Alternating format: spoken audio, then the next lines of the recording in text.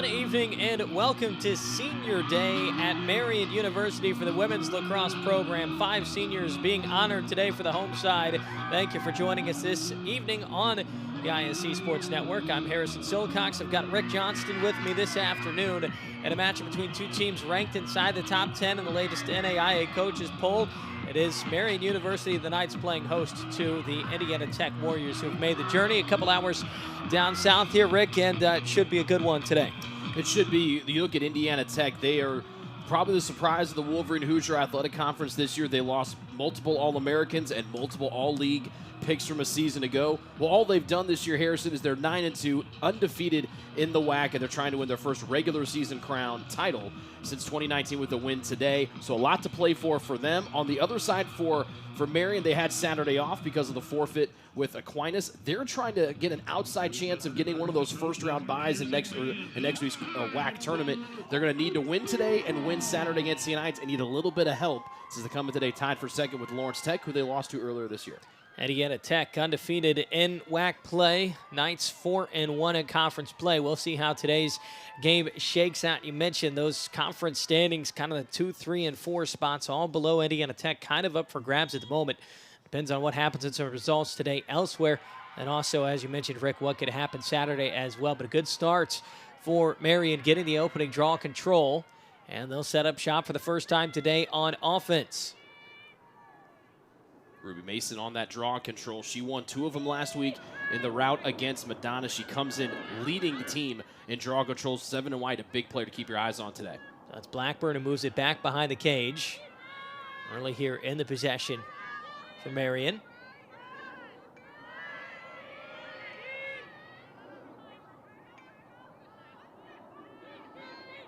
So Moore will survey. It's a man-to-man look for Indiana Tech defensively. We'll touch on that several times this evening, I'm sure, as Ruby Mason now surveying. Trying to get her hands free and cannot. Can't win a matchup as well as she looks for cutters inside. It's not there. This is Grace Geed with the ball in her stick now. Fakes the shovel to the outside, gets a step, but flies one over the crossbar. Good shot there early for Geed. Junior from here in Indianapolis. She's a real key cog today. Indiana Tech wants to take her away, but if Marian wants to be successful, 24 and white's got to put the ball in the back of the net multiple times this afternoon. This is Piercy trying to get a bouncer to go. That goes just wide. First time today we're seeing Kat Hoff being tested in cage. And Hoff, one of your more elite keepers in the WLAC and the NAI, a natural lefty, pretty unique for any level of women's college lacrosse, and her save percentage, like Harrison, you and I were talking earlier, almost 57%. That is really, really good for the lefty. Yeah, and she has been tested here in a couple shots in this possession, but nothing really on cage yet, as we've got a ball down and picked up by Indiana Tech and taken the other way. So long possession that came up empty to start the game for Marian. And now we'll see what the Warriors can do offensively. They pack plenty of firepower on this side of the ball.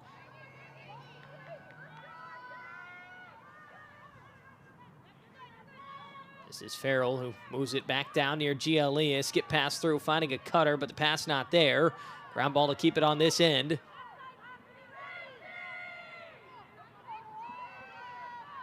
Williams.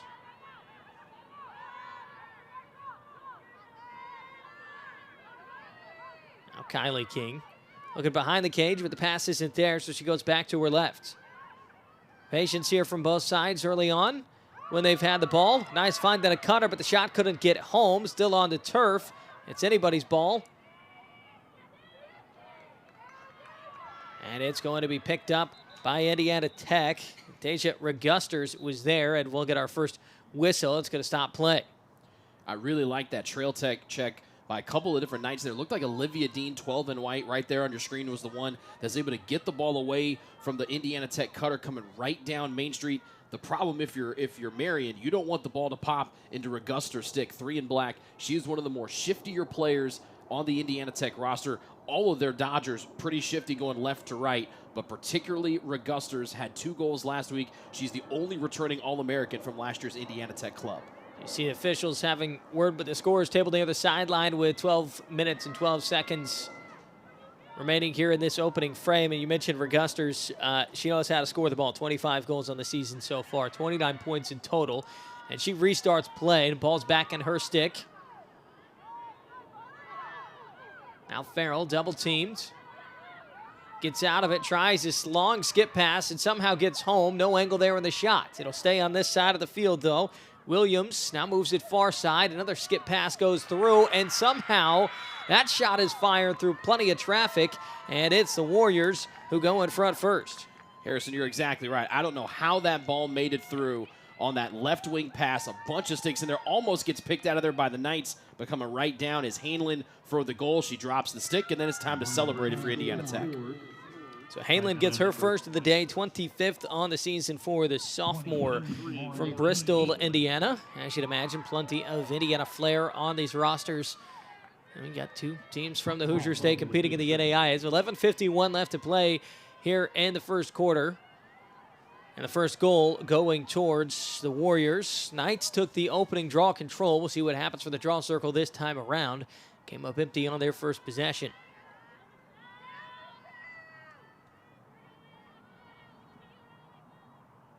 We mentioned Farrell's name a couple of times. On the left side of your screen, they're taking the draw. She leads Indiana Tech in every statistical category that does not pertain to a goalie.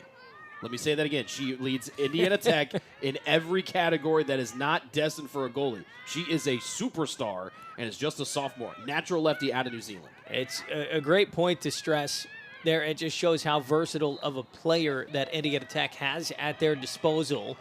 That even when she doesn't have the ball in her stick, it's just a player you always have to keep an eye on. They can facilitate offense through her, whether she has the ball or doesn't have the ball. But right now, with things on offense, is Mason and the Knights as a skip pass into Grace Geed. It's the star player on Marian, trying to get the scoring going, but could not get the shot off. Ground ball keeps it on this end. 40 seconds about left on the shot clock here. Farrell had that trail check to make sure that Geed didn't get a clean shot and try to tie this thing up at one. Now Moore has to roll back to her right. So we'll see if Marian can find a way to win a matchup here. Get their first shot on target. Late here in the shot clock once again.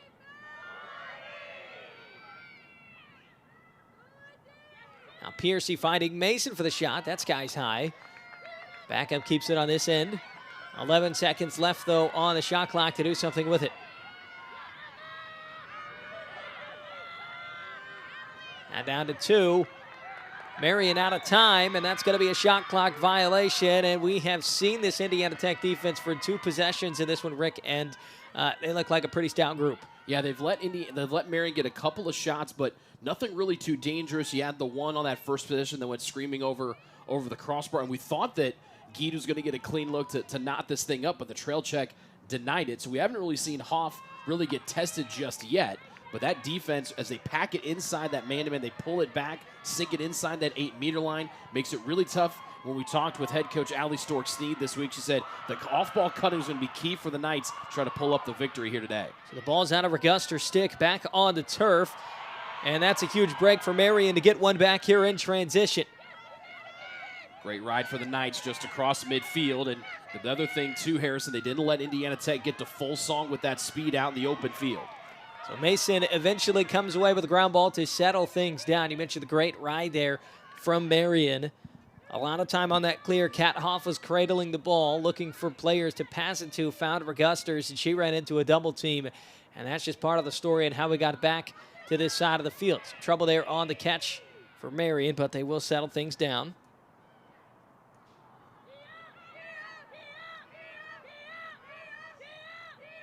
Just trailing by 1 here with the early going. These two teams met twice last year. Indiana Tech took both matchups, and that's another turnover for the Knights.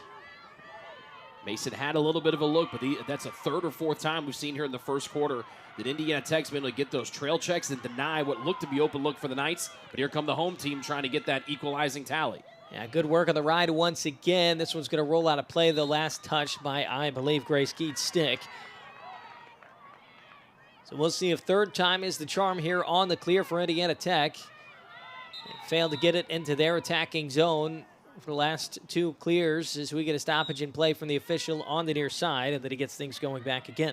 Yeah, they wanted to reset the possession clock, what's also known as the shot clock, to the full 90. Difference from the women's game to the men's game. No time limit to get it across midfield like you see from the fellas. And an opportunity in transition right off the bat, but it's going to come up empty. Ball's back down on the turf. And things a little bit up and down right now for both teams. It's now Marian trying to get the clear off, and they cannot do so successfully. King's there for the ground ball. Opportunistic for her as she'll carry back behind the cage. This time, though, numbers advantage in transition for Indiana Tech, so they will slow things down and move it out to the far side. Seriously, the one that slowed down the progression of King, and you're seeing Marian really press out pretty far. They have that, you hear zone defense, you don't think very attacking, very intimidating. That's the opposite of what the Marian zone defense has. They got to be on their toes for those backside cutters. That's what bit them on that first Warrior goal. So Reguster's off the skip pass. We'll work to her right, and we'll get a stoppage in play. And possibly looking at a free position here, Rick, for the first one today from that 8-meter fan. It'll be Regusters with the first opportunity. And it will be Regusters, just 2 for 9 on the free position shots this year. KJ Hirsch staring her down in cage. And she might have gotten a piece of it. I didn't see a shot clock reset from the official. But it doesn't matter. Marian comes away with the ball as they'll try to clear it along that far sideline. Don't be tripped up by those football field lines. Women's lacrosse dimension's a little bit wider than that, which is why we're not getting a whistle for out of bounds. If any of you viewers out there were wondering. So a successful clear for Marian University. Back in the stick of Mason. And finding a wide open teammate. But it's in and out of her stick. And out of the Knights attacking zone. And here comes Indiana Tech.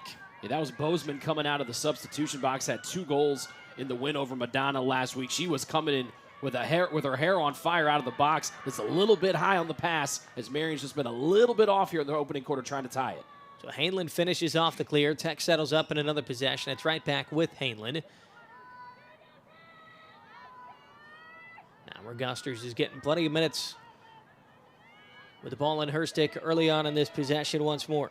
Yeah, you will not see 3 and 6 for Indiana Tech. Farrell and Regusters, they don't leave the field. They are true two-way midfielders, and obviously we mentioned Farrell takes the draws as well. So they see a lot of time. They're out there for the full 60, and then a violation there on Farrell on the push.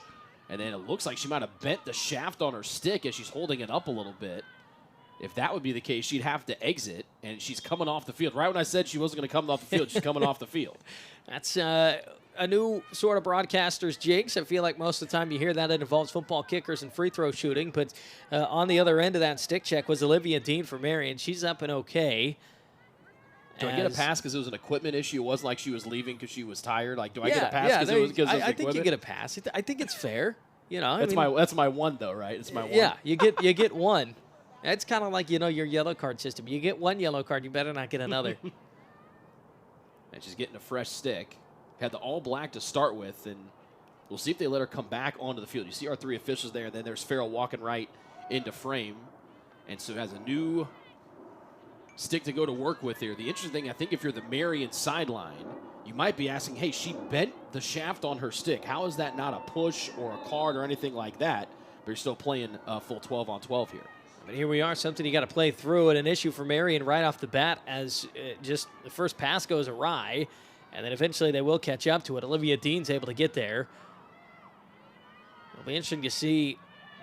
You always wonder in lacrosse, with the way these sticks are strung, how prepared players are to go to their backup. How broken in is that backup stick? And Farrell, a key part of Indiana Tech's offense. We'll see if that impacts her play at all today. But right now it's Marian trying to come away with an opportunity in transition and just unable to do so once again.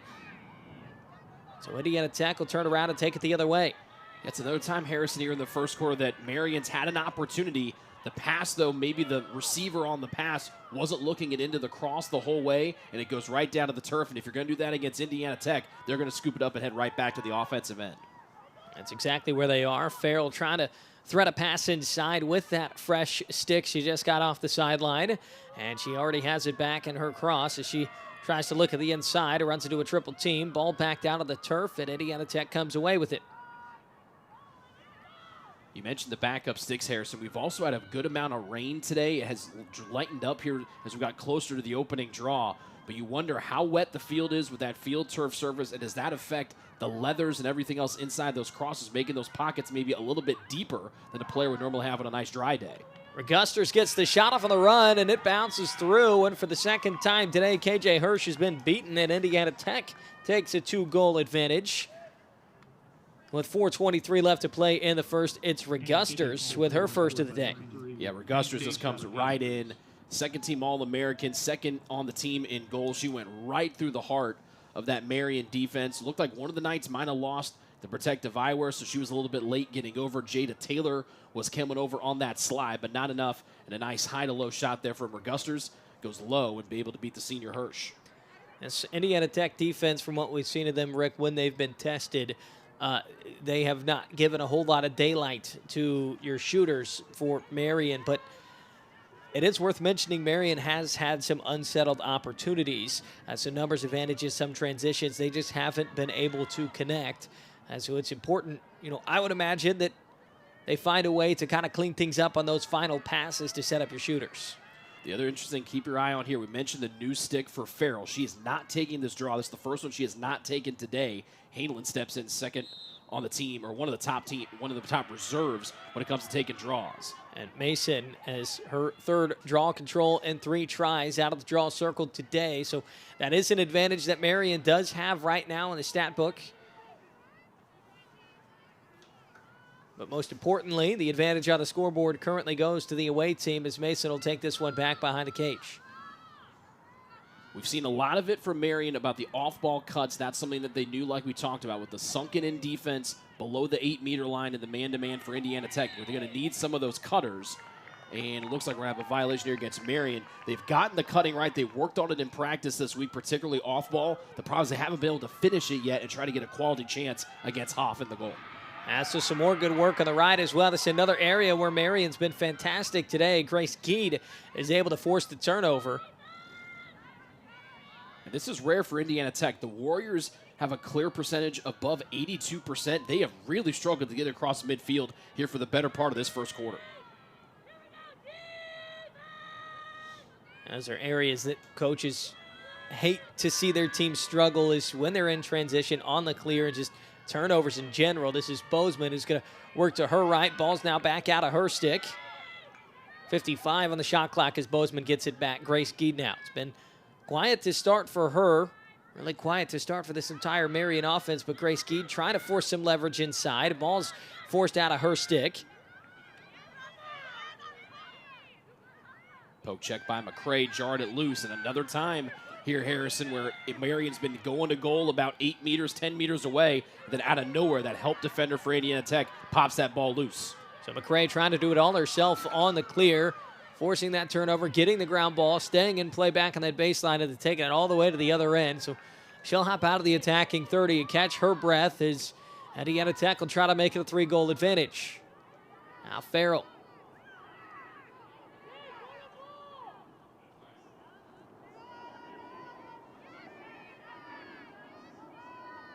Haneland up top.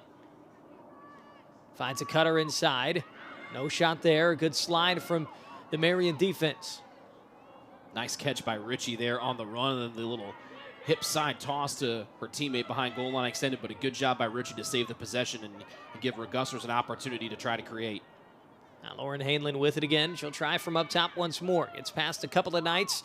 Threads a pass inside of Regusters. Turns and shoots and scores. And it's a 3-goal advantage for Indiana Tech with 1:43 left in the first. Look at this pass. Another one that just has seeing eyes through it. Regusters off balance, rolls back to her left hand. Haneland on the feed. That's the second tally today for Indiana Tech that they've had to throw it into traffic, and it's found a Warrior stick. And just a good way to keep an eye on those balls that are headed your way. They make it look easy sometimes, Rick, but when you've got sticks up in the passing lane to the way that Marian does, it's hard to track some of those feeds inside. But as you mentioned, the Warriors doing a fantastic job of that. Big reason why they've got that 3-goal advantage on the scoreboard. Yeah, that zone defense allows Marian to sit back and kind of neutralizes the cutters. But the one thing that Allie Stork-Snead, fifth-year head coach at Marian, said we have to be careful about the off-ball cutters on the weak side. First and third goals here for Indiana Tech. Goals scored from the weak side cutter. And it's Haneland and Mason in the middle of the draw circle, and Mason continuing to dominate in that department. The problem is Marian just keeps running into that Indiana Tech defense. As Mason, she'll try to take it herself here. Now she'll lose the ball. It's picked back up by McCray, and she's full speed the other direction. Those windows of opportunity for Marian close at the worst time here in this first quarter. We talked about some trail checks a couple of different times. This one, it looks like Mason has ahead of steam after winning her 4th draw of the day, but it's McCray that turns her away, and now the Warriors here set things up with the dynamic Michelle Farrell. 8 turnovers for the Knights compared to just 4 for Indiana Tech, as they continue to just try and find any sort of momentum on offense. The problem is they've got to come back down from 3 goals already here. We're under a minute left in the first quarter. Regusta's looking for a first quarter hat trick. That shot not quite on target. Indiana Tech will keep it hot and then throw the ball out of their own attacking zone. And they'll keep it on this side. Farrell using her body to keep the ball in front of her. And now finding a cutter inside, but that'll be picked up by Hirsch in the ground ball. If you're Indiana Tech, I'm wondering with the differential between the clocks, with the game clock below the possession shot clock, I'm wondering if you're head coach Alexis DiGiovanni, do you want the Warriors maybe to sit on it and hold for that last shot, knowing you're at this 3-goal advantage? You're wondering if you're Marian, can you push it up here with 12 seconds left and get a little momentum heading into the second quarter? They're running out of time now, and the single digits left on the clock and down to 5 seconds. It's going to be hard to get a shot off. Grace Geeds, the player who you'd want to shoot it, as she feeds inside. Doesn't go anywhere. The first quarter comes to an end. It is Marian with no goals and Indiana Tech with 3 and the advantage on the scoreboard. We've got the second quarter after this on the ISC Sports Network.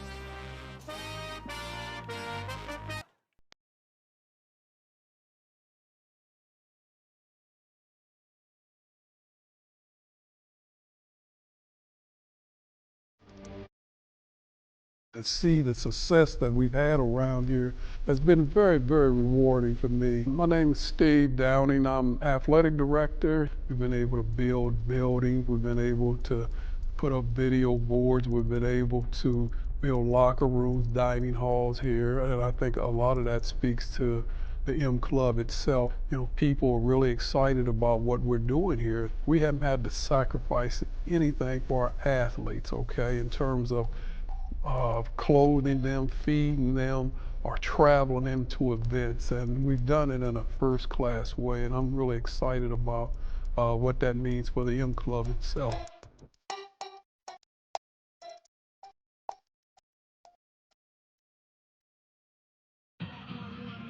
And welcome back to Marian University. Thank you for joining us on the ISC Sports Network, courtesy of AAA Roofing. When it rains, it pours, so trust the pros at AAA Roofing. That's who we call. Special thanks to AAA Roofing for their support of Marian Athletics. Then also, grab a Pepsi and some friends and get in the game. Pepsi, proud partner of the Marian University Knights. And also a thank you to BSN, the preferred provider of apparel for Marian Knights Athletics. Once again, I am Harrison Silcox and bring my partner back into the fray, Rick Johnston. Your thoughts on that first quarter of play? Pretty dominant opening 15 from Indiana Tech. Yeah, it's very tightly contested, like we're gonna expect. I think the thing you're gonna hang your hat on if you're Marian, you can see how chilly it is. It's a stark difference from what our game was here last week, where it was nice and warm. Now we were on a clock until the storms came in, but I digress. You look at those first quarter stats: 8 first quarter turnovers for Marian, just 5 for Indiana Tech. The bright spot is if you're Marian, you won all 4 draws in the opening quarter. The problem is you have 5 shots, 0 on goal, and how many times do we see cutters and also players that were dodging inside the 12 and 8 meter area that it looked like right before they're going to get that shot loose, Indiana Tech defender came in, poked the ball away, and here go the Warriors going back to the other end of the field. So I think if you're Marian, it's one of those things, if you can get that first goal here in the second quarter, I think it would kind of let you calm down a little bit and kind of help them coming back here. But if you can't get that first one, it starts to get slowly but surely 4-0, 5-0. It's going to be a hard hill to climb back for here if you're trying to go against number 7 Indiana Tech. Well, we'll see if The number 9 team in the country can find that breakthrough here in the second quarter as we get ready for the next 15 minutes, and the Warriors have a 3-goal lead on the board. Deja Regusters leading all scorers with 2 goals so far in this one. Lauren Hainland has the other for Indiana Tech. And you mentioned the draw control is one of the best ways to mount the comeback in lacrosse, men's or women's, as you win some of these 50-50 moments in between goals. It's a good way to try and play some make it, take it. And the Knights are going to need a little bit of that. Plenty of time for a comeback. Just a 3-goal lead, but that is the first draw control for Indiana Tech this afternoon. So that might have been the broadcaster's jinx right there, Rick. We mentioned it earlier. It was an equipment issue, but that time around you can put that one on me. Hand up, that's on me, your play-by-play guy up here in the booth. Well, interesting there. We mentioned since Farrell bent the shaft arm stick earlier, she has not taken a single draw yet. She's out there playing on the outside of the circle. And you have her and Regusters out there can push it in there quick. Interesting to see the changeup, though. It's worked well here for Indiana Tech here so far. That's Farrell behind the cage, and she surveys and finds a teammate inside, but it's just not quite there for Williams as it's rotated back around now as Ritchie looks for some space. Another pass here for Indiana Tech. That one to Williams. Didn't result in a shot on goal, but one that had eyes on it, and Williams able to pirouette away and keep the possession here for Indiana Tech and some traffic down in front. Farrell keeping her head up as she moves to the left. She gets that shot off, and that time it'll be cleaned up by KJ Hirsch. Marian only a couple of clearing opportunities in that opening quarter as they're dealing with one right now. They'll try to be patient working up the field. And that's not what, if you're Marian, you do not want to see Farrell get to her left. She's a natural lefty from New Zealand. You do not want to see her turning it loose with the left there, but a great off-stick save from Hirsch. That's the first save of the day between either team. Give and go there between Mason and Grace Geed, and somehow that's a save put on by Kat Hoff in the backhanded shot. Now it's back with Grace Geed, and she has a step. The bouncer goes high. She's still looking for that breakthrough is Marian, but some life here on offense. The 2 best chances of the game so far happened right there. I'm wondering if Geed would want to have that one back, maybe take one extra step, maybe thought the defense is a little bit closer to her than they really were, but a good look. She tried to put that one bar down off the bounce. So Anna Moore works to her right around Grace Geed, pardon me. Piercy with the ball now back behind the cage. They'll fake the flip. It stays with 16 in white.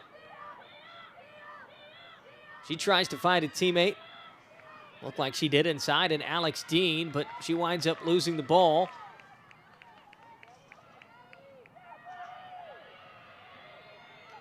And this is one area where Indiana Tech has struggled all afternoon. You got to be really pleased if you're Allie Storks-Snead and what your right has been able to do. These are hustle plays right now for Marian that are keeping them in this game down by 3. You're exactly right, Harrison. If they didn't have the ride, and that's the 3rd or 4th time here in the first half where they've been able to stop Indiana Tech's progression and turn them over before they get to midfield, with the efficiency that we've seen out of Indiana Tech today, if they haven't gotten those, they could be down 5 or 6 at this point. Again, if you can get a good shot here, make it 3-1, I think it would go a really long way here if you're Marian. So Dean rolling inside, bounce shot goes, not much behind it. Mason's there though for the backup with plenty of time still left on the shot clock in this possession. A little bit too far out there for Dean. I know she's going against the tight defense of Indiana Tech, and when you get inside that 8-meter mark, there's a lot of traffic in front of her. But she got bumped right when she took the shot away. Didn't have a lot of juice on it from distance. Wasn't a good take there for the Knights. Now it's back with Dean. Now Colas.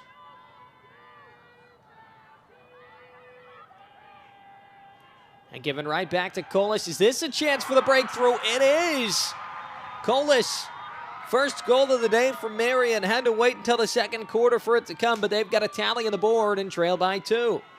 Another nice feed, a lollipop in there from Piercy, and able to pick that one out of the sky was Colas. Had a couple of goals last week, and Colas able to finish, and finally the Knights on the board, but another really great pass this time from Piercy, and Colas able to finish up high.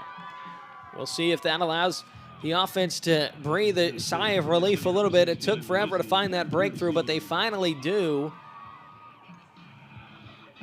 So back down by 2 is Marian. That ends the 3-goal run for Indiana Tech that starts. Last time out of the draw circle, it was the Warriors who came away with the ball. Other than that, Ruby Mason's been winning most of these two herself. So we'll see if Marian can get it right back on offense. And it's Haneland back in there, who won the most recent draw for the Warriors.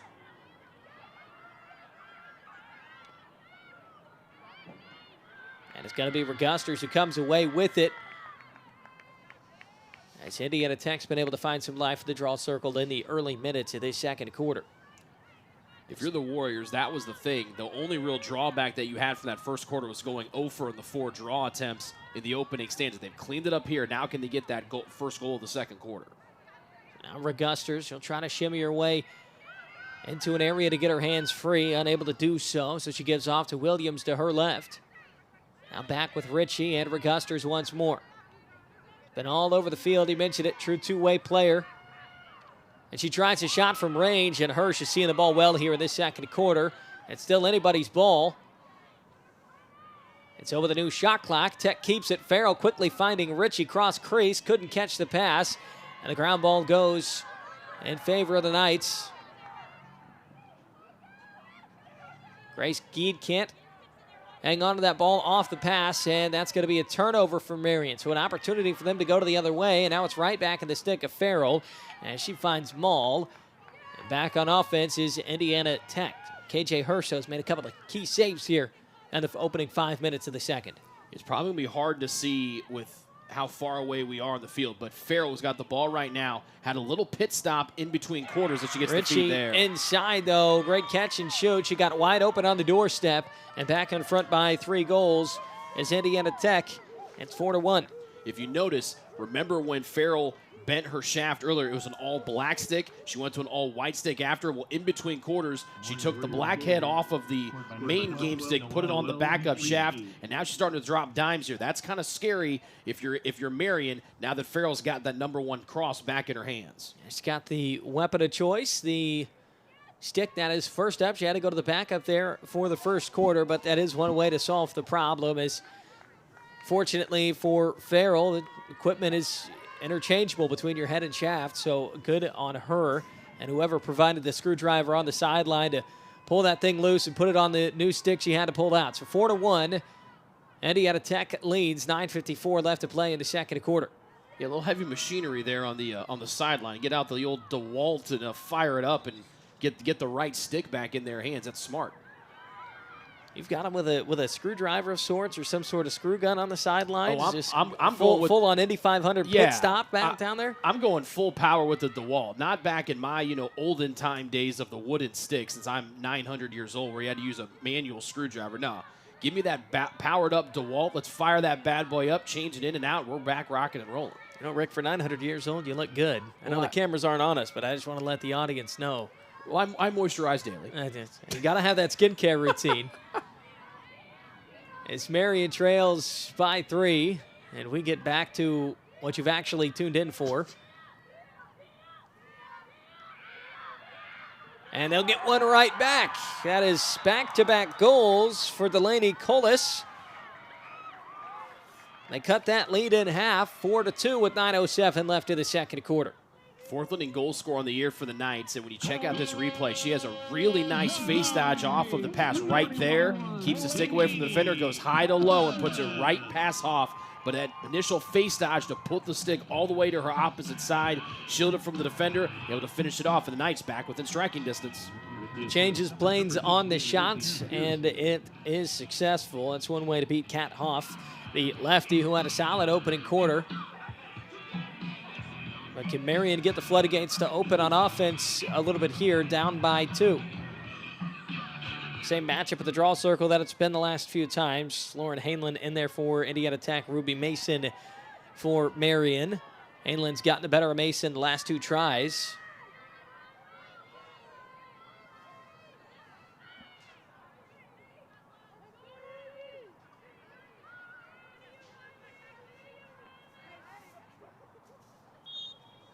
Credit to our camera crew. It's a great angle of what players are working with in that draw circle as the ball gets flung high up into the air. Marian had it for a moment back down on the turf. Mason's there to clean up.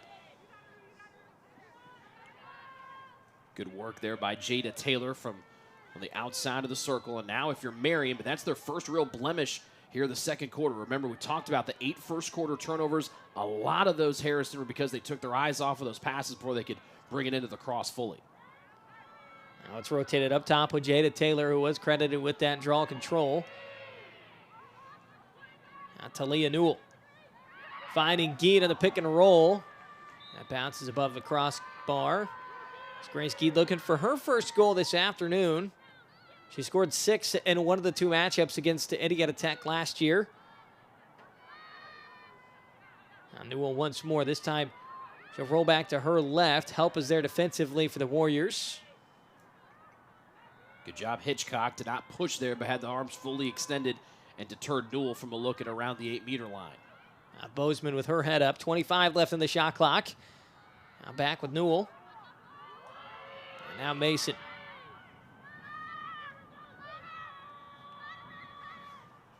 $15 left to work with here as Mason carries along that far wing. Now she dodges to the cage, shots off, and that's a good save from Hoff. As Mason got knocked to the turf, lost her headgear as well. 7:35 left to play in the second quarter. Marian coming up empty on that possession offensively, courtesy of Kat Hoff and cage. As the senior showing why, she's nearly 57% at her save percentage on the season. Now can Indiana Tech clear? And that's a good adjustment for Hoff. Remember, the last 2 goals, both scored by Colas, have been high to low. That one, the space opened up right through the middle for the Knights to get a shot off. It had some pace to it, but Hoff able to read it the whole way and stop it between the legs, able to come up with her second stop. This is Kinder trying to run by Jada Taylor. Taylor staying alongside of her as this ride has been tough for Marian all day long. Grace Geed knocks the ball back down to the turf and gets the ground ball to boot. Really good individual work there by Geed to get the strip. Goes full extension with the arm, scoops it up on the bounce, and here come the Knights the other way trying to get to within 1. Bozeman back into the attacking zone. And that is part of the recipe for a comeback, is to force turnovers when teams are in transition and then also win draw controls. Before Marian has done a good job of doing both of those things. They've just run into a pretty talented goalie in Kat Hoff, but we'll see what they can manufacture in this possession. Rick, here in the second quarter, they are getting much better looks at a higher frequency than what we saw in the first quarter. Yeah, they've upped the shots here as Newell goes in, got taken down from behind as Indiana Tech will try to clear. Had no shots on goal the Knights did in the first quarter. They've got 4 here. They're at 50% on their shots here in quarter number 2. You have to like that percentage if you're Marian. Now you have to try to get another right here. The problem is when Indiana Tech's been able to get the ball in the attacking end, they've been pretty good at finding the back of the net. Yeah, tough team to stop offensively as Hainland had put on the Jets there to finish off the clear.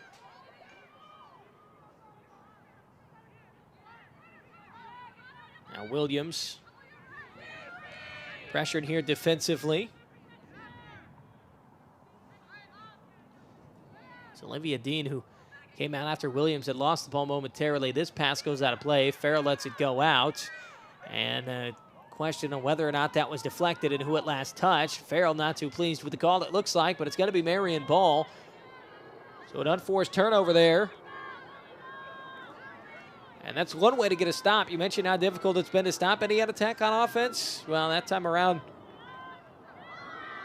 it was them who hurt themselves, but now trouble in the clear this time around for Marian.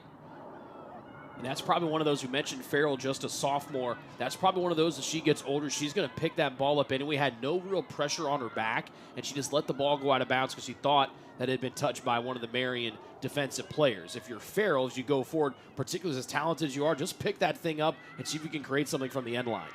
So successful clear now for Marian as Mason tries to shoulder her way inside. Now finding Newell on the doorstep, and it's back-to-back goals for the first time this evening, and the Knights within a goal. More off-ball cuts. Mason on a great find. Second on the team in assists. Newell didn't play last week. She's made a real big impact here, Harrison, in the second quarter. And she got her first goal of the day, 4th of the season. What a time to do it. Splitter High School ball at Southport just down the road from here. And with 4.5 left to go here in the first half. Marian down by 1, and we have got a timeout.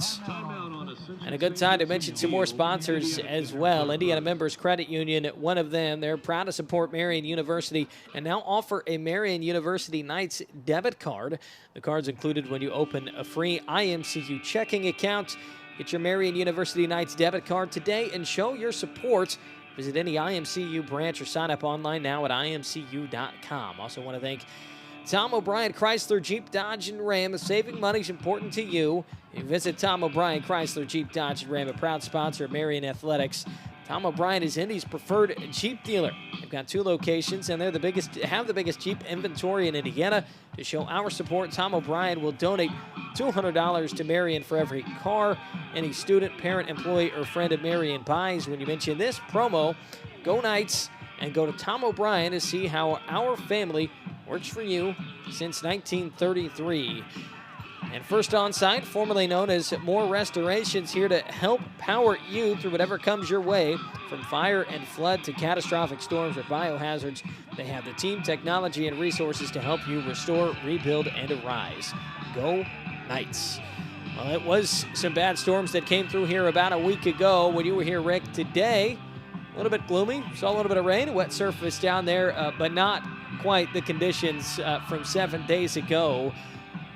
But putting on a bit of a storm that's brewing here, maybe on offense, is what Marian's been able to do here in the last few minutes of the second quarter. Yeah, they've definitely found their footing here in the second quarter. They've scored on 3 of the 5 shots on goal that they have attempted here in quarter number 2.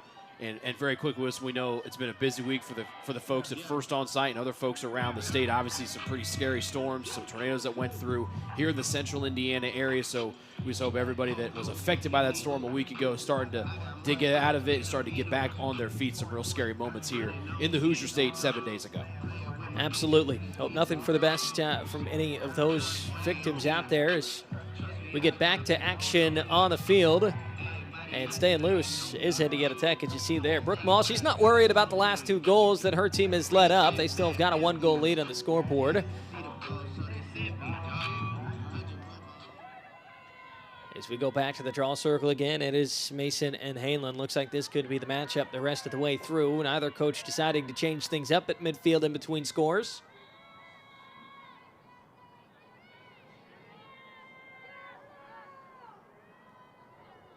Indiana Tech 13-5 a year ago. Lost in the WLAX championship game to Lawrence Tech. And then were knocked out in the quarterfinal of the national tournament.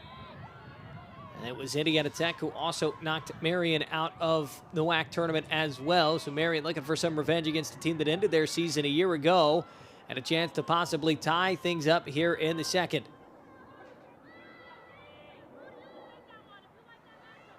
This is Colas, who's already had a pair of goals today, both of them coming in the second quarter.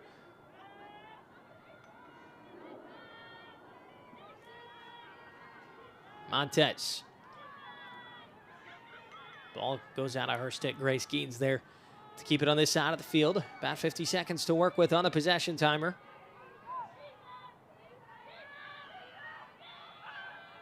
Grace Geed with a look inside. The catch, turn, and shoot from Mason. It's textbook shot placement as well. And we're tied at 4.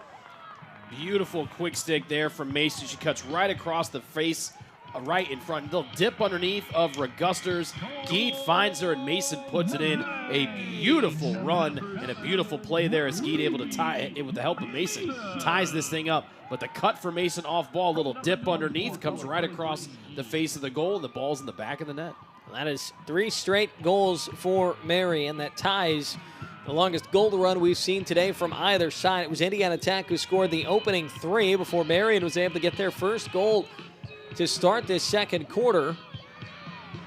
Indiana Tech got one back to make it 4-1. Since then, it's been all Knights on offense. And now we do have a change in the draw circle for Indiana Tech. Regusters stepping in. Mason will remain for Marian. Yeah, I wondered when Regusters was going to get in there. She's second on the team in draw controls. I'm wondering where Farrell is. I know she had the stick issue at the first, but she's got the proper head back on there. But still, that draw circle's been all Mason here today for Marian. Yeah, Mason doing good work there as well, as it's another draw control for the Knights. Trying to keep their hopes alive for that 2 seed with the WLAX tournament coming up any day now. Still one more game to close out the regular season. But that's not something to worry about right now. You take things just one game at a time as Marian is looking for their first lead of the day. 3:15 left to play in the opening half. As Moore works it out to the far wing, and Mason, who just scored, has it back in her stick. trying to find a cutter, but it's just not quite there as Piercy tried to cut from behind the goal. And now Farrell will go to work on the clear. And it was Farrell that was laying in the weeds there. She's got 3 different nights trying to use the sideline, now 4, trying to use it as an extra defender. But it was Farrell that was sitting back, and she popped out of the weeds, picked that pass clean out of the air, and in the blink of an eye, Indiana Tech's got in the attacking half. And now Marian's left Farrell with some room to work. Not on the side she likes for that dominant left hand, but still a pretty good opportunity there if they don't slide to her in time. And it's Farrell right on cue. And gets a whistle just before she got the shot off. And are we going to call it a good goal? We are. An interesting sequence there, Rick, as we had a whistle. It looked like, maybe some sort of call that would be in the territory of shooting space. But Farrell got the shot off maybe as that whistle was being blown, and it winds up being a good goal. Should get another look at it here. I think you're right. I think the shooting space was the call. There's too much space between her and the closest defender, but Farrell's on the board for the first time today. Interesting that they let it play on instead of just stopping it right there, because it was like it was simultaneous when her into the shooting, in the path of shooting, or the motion of shooting, and the whistle going off. It was a whistle, then a couple extra steps. So I'm wondering if the whistle kind of slowed things up for Marian. They stopped defensively, and Farrell said, well, I'm just going to, I know exactly what to do, or they got plenty of goal to shoot at. And she did just that and convert. So, yeah, an interesting moment there. You saw both officials kind of talk things out after the ball crossed the goal line and decided to give it as an Indiana Tech goal. But it's another draw control here for Marian, as these are really starting to add up for Ruby Mason. And we'll see if the Knights can tie this thing back up at 5 apiece. Now we get another whistle from the officiating crew.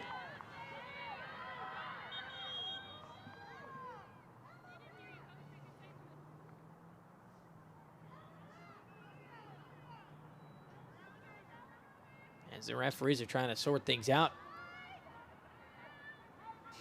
after the stoppage in play.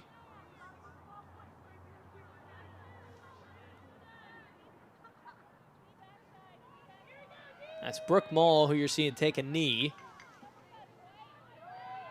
And I believe we're going to be looking at a player advantage here from Marian.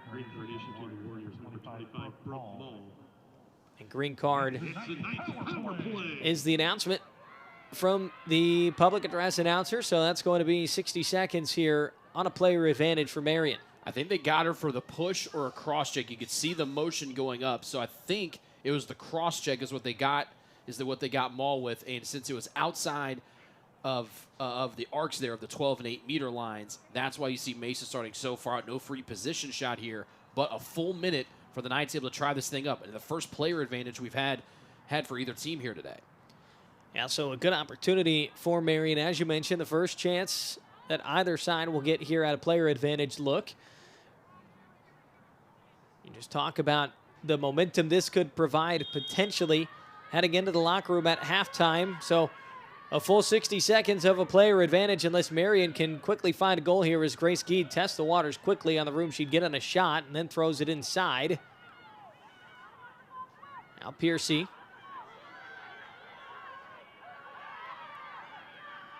Finding more. And now we get a stoppage in play, and I believe it's going to be a free position look for Marian. It'll be their first of the game. Yeah, 3-second violation against the Indiana Tech defense, as Farrell, the guilty party, was not close enough to her defender within that 3-second time frame. Grace Geed, can she get the shot off? Does. It soars over the crossbar. And 30 seconds remaining on the player advantage. Goldis out to the wing, finding Dean. Now Montez. As Anna Moore finds Geed. Back down along that near wing. Piercy will take it back behind the goal. Her defender follows her. Now finding Colas inside. Can she turn and shoot? It's not there. Tech covers it up. I like the step up there from McCray. Denied Piercy, able to turn the corner right when she got the goal line extended. Back to even strength. Piercy finding Mason. No room for a shot. Mason rolls inside. This time she shoots. That goes wide. Back up, won by Indiana Tech. So a good stand defensively from the Warriors. and an almost disaster there for the Warriors as Maul was coming in out of the box, went back to even strength. She's trying to yell at one of her teammates to cross the box line and go in and make it 7-on-7. They couldn't get the communications. There was an extra couple of seconds right before that night shot where Marian was still able to play with that player up and able to take advantage. They're still down by 1. Kat Hoff, patience here. And if she wanted, she could just hang on to the ball until halftime. Instead, she'll heave it all the way toward midfield, and that is nearly intercepted as the ball gets batted toward the near side. Time winding down to 10 seconds left in the half. And the ball's picked up by Williams. And that should do it for the first 2 quarters. It's been entertaining. Indiana Tech led by as much as 3 goals. Marian came back to tie it up at 4. But getting the last laugh of the second quarter was Michelle Farrell to make it a 5-4 advantage for Indiana Tech headed into halftime. Don't go anywhere. We should have an exciting second half coming up. You're watching Women's Lacrosse on the ISC Sports Network. Merchants Bank is one of the nation's top performing banks. Take our fixed rate CD, for example. At 4.5 APY, it's a great way to earn a higher interest rate than you do with a traditional savings account. Merchants Bank makes it simple. What you see is what you get. A great rate. No gimmicks, no minimums, no hidden fees. Merchants Bank, one of the nation's top performing banks. Hop on over. When you have back or neck pain, you'll try anything for relief. Anything.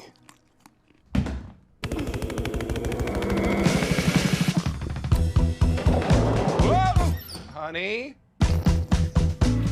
Honey, it was mustard seed.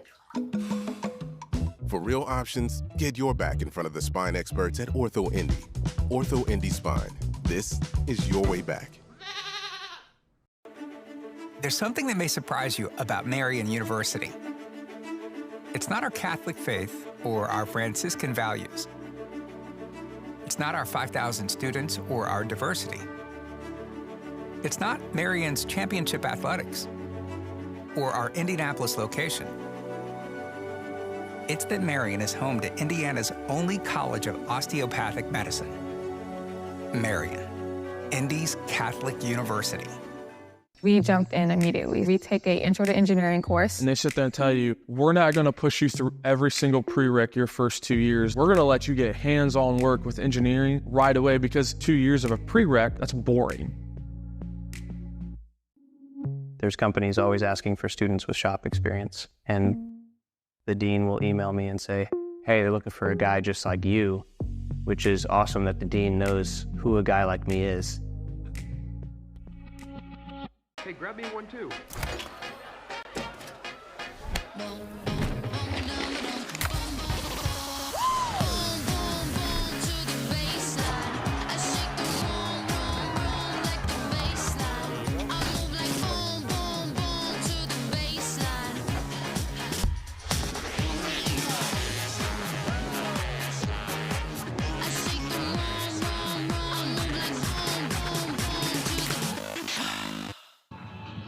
It is halftime at Marian University. I'm Harrison Silcox. Rick Johnston with me on the call. A 5-4 Indiana Tech leading the Knights at the halftime break. We do want to thank MU Athletics. Get all the up-to-the-minute information on Knights Athletics at MUKnights.com. Also follow us at X at MU Knights. That's at MU Knights. All right, Rick.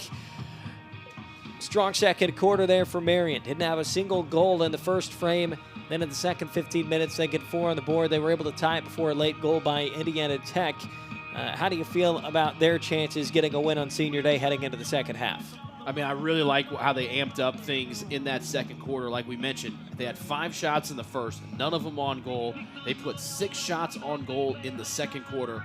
4 of them go in, and 1 almost went in. Had a lot of pace there from Olivia Dean. It was stopped by Kate Hoff going between the legs, trying to go high to low on the shot where the Knights. I really like the bounce back. I am really impressed. We've harped on it a lot, Harrison, but I think the ride game is kind of the unsung hero today for Marian. They turned over Indiana Tech multiple times, 2 or 3, 4 times in that first quarter. So they were able to keep it at a 3-0 deficit. They kept that pressure up in the second quarter, combined with their better offensive shooting and better accuracy. They're back to within 1 here, and they're going blow for blow here with the Warriors. And how important do you think draw controls are going to continue to be here moving forward?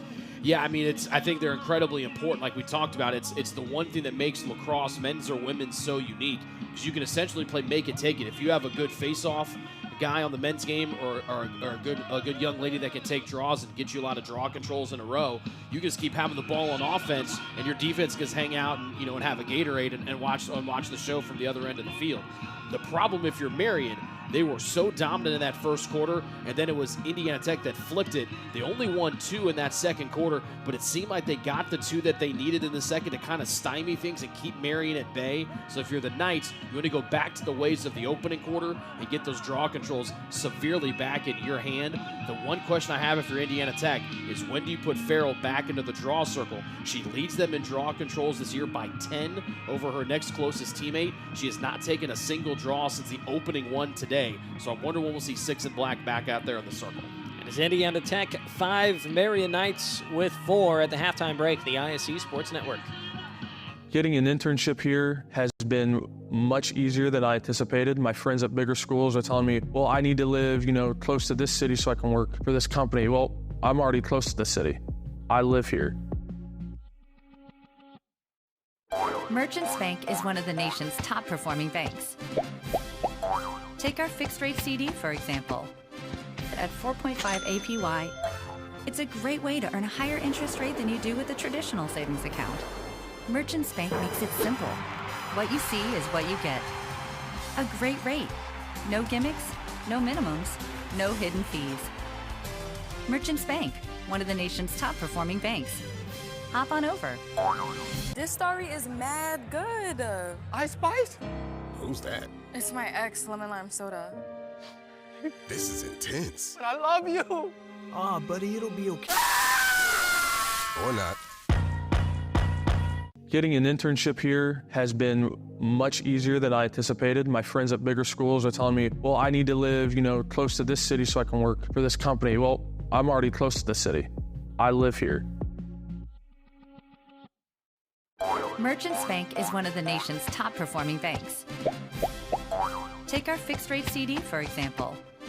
At 4.5 APY, it's a great way to earn a higher interest rate than you do with a traditional savings account. Merchants Bank makes it simple. What you see is what you get. A great rate. No gimmicks, no minimums, no hidden fees. Merchants Bank, one of the nation's top performing banks. Hop on over.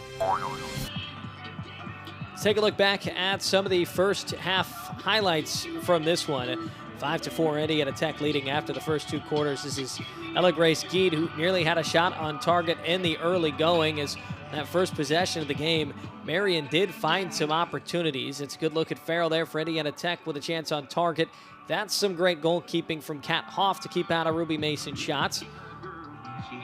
This was Colas getting one of her 2 in the opening half. Both of those coming in the second quarter. And taking a look at KJ Hirsch getting a stop there on Regusters. That's the second goal for Colas. And the celebration as well.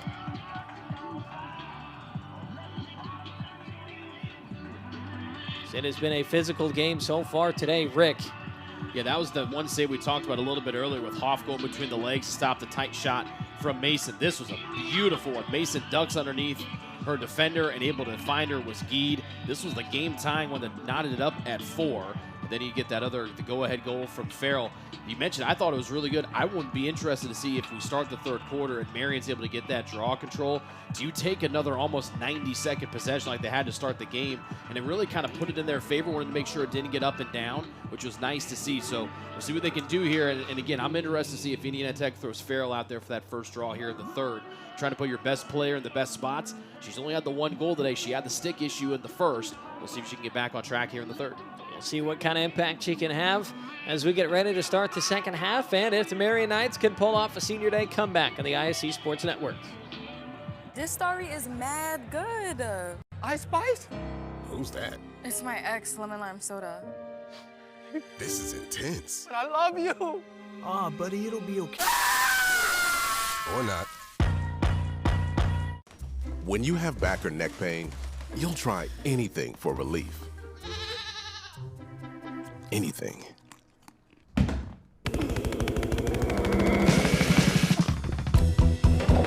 Whoa! Honey? Honey, it was mustard seed. For real options, get your back in front of the spine experts at Ortho Indy. Ortho Indy Spine. This is your way back. There's something that may surprise you about Marian University. It's not our Catholic faith or our Franciscan values. It's not our 5,000 students or our diversity. It's not Marian's championship athletics or our Indianapolis location. It's that Marian is home to Indiana's only college of osteopathic medicine. Marian, Indy's Catholic University. Just about ready for the third quarter to get started here as you get a look at Indiana Tech's sideline as they're trying to stay warm. It may be April, but it's still pretty chilly here in Indiana.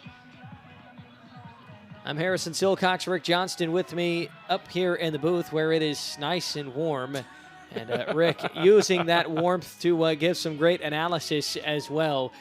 Rick, you talked about it before we got into the break about the draw controls and whether or not we'd see Michelle Farrell out there for Indiana Tech, but do want to give the proper shout out to the job that Ruby Mason has done so far in this game and her ability to kind of have her fingerprints all over on where the ball decides to ricochet out of these draw controls. Yeah, we've had 11 draws, and Ruby has won 9 of the 11. She has been dominant today. Came in leading Marian in draw controls on the season. The junior from here in Indianapolis has had her way inside the circle, and we'll see if she can keep doing it here. The other thing, too, is you talked about a couple times, she's able to win the ball to herself and able to work the ball into the attacking end. And as we've seen already, she has a goal and assist. So if she gets anywhere near the goal mouth, she's unafraid to let her rip. So keep your eye on 7 and White. Can win the draw, get the draw control. She might just call her own number, try to tie this thing at 5 right off the jump. And so Deja Regusters will be taking the draw for Indiana Tech. This is a change that the Tech coaching staff had made. They'd gone away from Lauren Hainlin, who had really been out there since Farrell broke her stick. And so these two have become familiar opponents at midfield. We'll see who can get the better of the other. With a fresh 15 on the clock and Marian trailing by 1, with 5 seniors being honored today, trying to get their second win all time against Indiana Tech. And somebody went early. Looks like it was Mason. So the first real slip up today inside the draw circle here for Marian. And we'll see if Indiana Tech can capitalize on the gift. Now it's Ritchie finding Regusters. She works to her right. Help comes defensively. She gets around her defender, though. Regusters back inside. Gets the shot off. Not on target. That's chased down all the way out to the far corner by Kylie King, who keeps possession in Tech's offensive half of the field. Nice little touch pass from Farrell, but it was closed off well. And it goes back to Michelle Farrell. Now she finds Ritchie inside. Bounce shot just wide. Nobody's there for the backup, but a good stop defensively for Marian to start the half. Hirsch able to be the first one there. Gets the possession back for Marian. I like the shot from Ritchie. It was a good move to get open. Just maybe try to bounce it. Maybe she went sidearm there. Maybe try to go overhand. She had a little bit of space off the feed from Farrell. So Bozeman passes across midfield. Now it's with Mason. There's Mason with some wheels. Bounce shot goes. And that is a transition goal for Marian to bring us to 5 apiece. Mason throws 3 or 4 fakes to try to get the defender loose and was able to get that speed. Look at the speed here. 1, 2, let me get one more, 3, and I'll shoot. And again, a lot of goals high to low right at the ankles of Hoff have plagued that Indiana Tech defender. And like we talked about off the top, Harrison, it's rare to see a lefty goalie in women's lacrosse, no matter the level you play in. Hoff, one of the better ones, and Marian's done a really good job today adjusting how they shoot to go off stick side to a lefty, something they normally would do if a right-hander was in there. So Kat Hoff beaten that time around We saw her make some critical stops late in that second quarter. As you mentioned, Rick, it is a little bit different for shooters when you're going against the lefty goalie. Most people are right-handed, and you've only got one goalie starting or playing, per game typically. So more often than not, it's a right-handed goalie, so it presents a unique challenge today for Marian. But as you mentioned, when they change planes on their shots, it's tend to be successful. That's really a general rule of thumb when you're shooting, regardless of what the strong hand is for either goalie, as Hoff got a piece of that one, I believe. Nearly some quick make-it-take-it action there for Marian, but they still have possession. Piercy.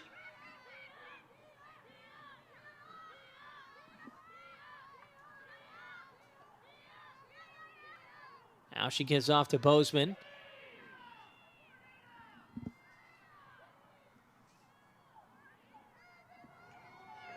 This is Jada Taylor. Works to the far side. Gets a shot off and stings the top right corner. Add that one to your highlight reel. It's Taylor with her 5th goal of the season. And the crowd going wild as Marian leads for the first time. That was filthy from the Southport graduate. Look at this. High to high heat. Try to catch up to that. Burning the top. Well done by Jada Taylor, and a celebration to boot. That thing was smoking. After all that time talking about a lefty goalie who goes stick side high in the shot, and sometimes the shot placement is just too good. And Taylor with an example of what that looks like right there. 13:03 left to play here in this third quarter. And Marian in front by a goal. Can they ride this momentum a little bit more? As Regusters and Mason meet and the draw circle once again.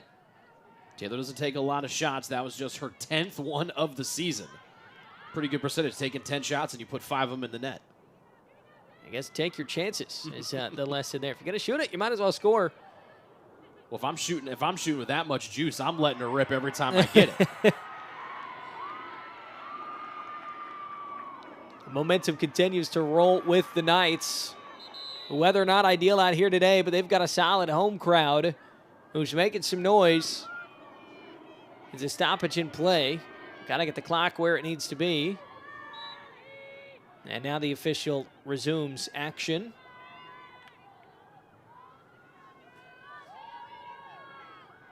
Now Colas.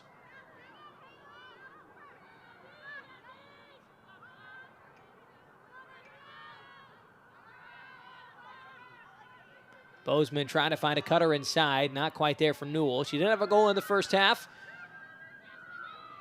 Couldn't finish on the catch and shoot there. And a whistle on this loose ball is going to go in favor of Indiana Tech.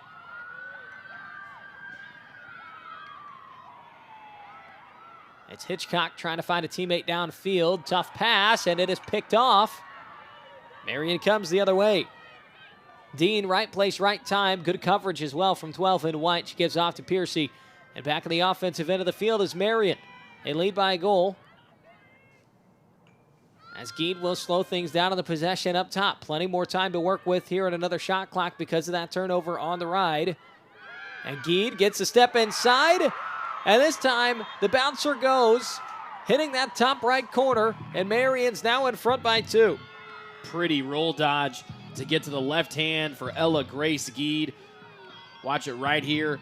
Spinning on a dime, gets away from Farrell, ducks underneath the stick, and she's able to go, fakes it, she goes from the hip, put enough bounce on it to put it right underneath the crossbar. Harrison accurately described there, and Geed on the board. And a big run to start the third quarter here for Marian. It's bled over since the second, and they are rolling right now. And the junior gets her first goal of the day, 32nd on the season. She's got over 50 points on the year. They're 1-6 all time against Indiana Tech are the Knights. Lost both matchups a year ago. Their only win against Indiana Tech came at this field. It was at home back in 2023. It was a 1-goal victory then, 13-12 being the final. Knights lead 7-5. Interesting note, all 3 goals for Marian here in the third have been unassisted. They've been some wonderful individual efforts here. We'll see if Mason can keep her hot streak here at the draw. This one knocked high up in the air. It's going to be a chase to the near sideline as both players get there simultaneously. The 50-50 ground ball goes to Indiana Tech. Blackburn was there. Just the 4th draw control today here for Indiana Tech. Incredibly impressive to win just 4 draws out of the 15 and still have 5 goals up on the big board. Gusters quickly with a pass inside. Some early offense goes nowhere for Indiana Tech, as KJ Hirsch was able to clean up that shot that went low. Long pass from Hirsch. And the ball's back down on the turf. Could be some trouble here for Marian.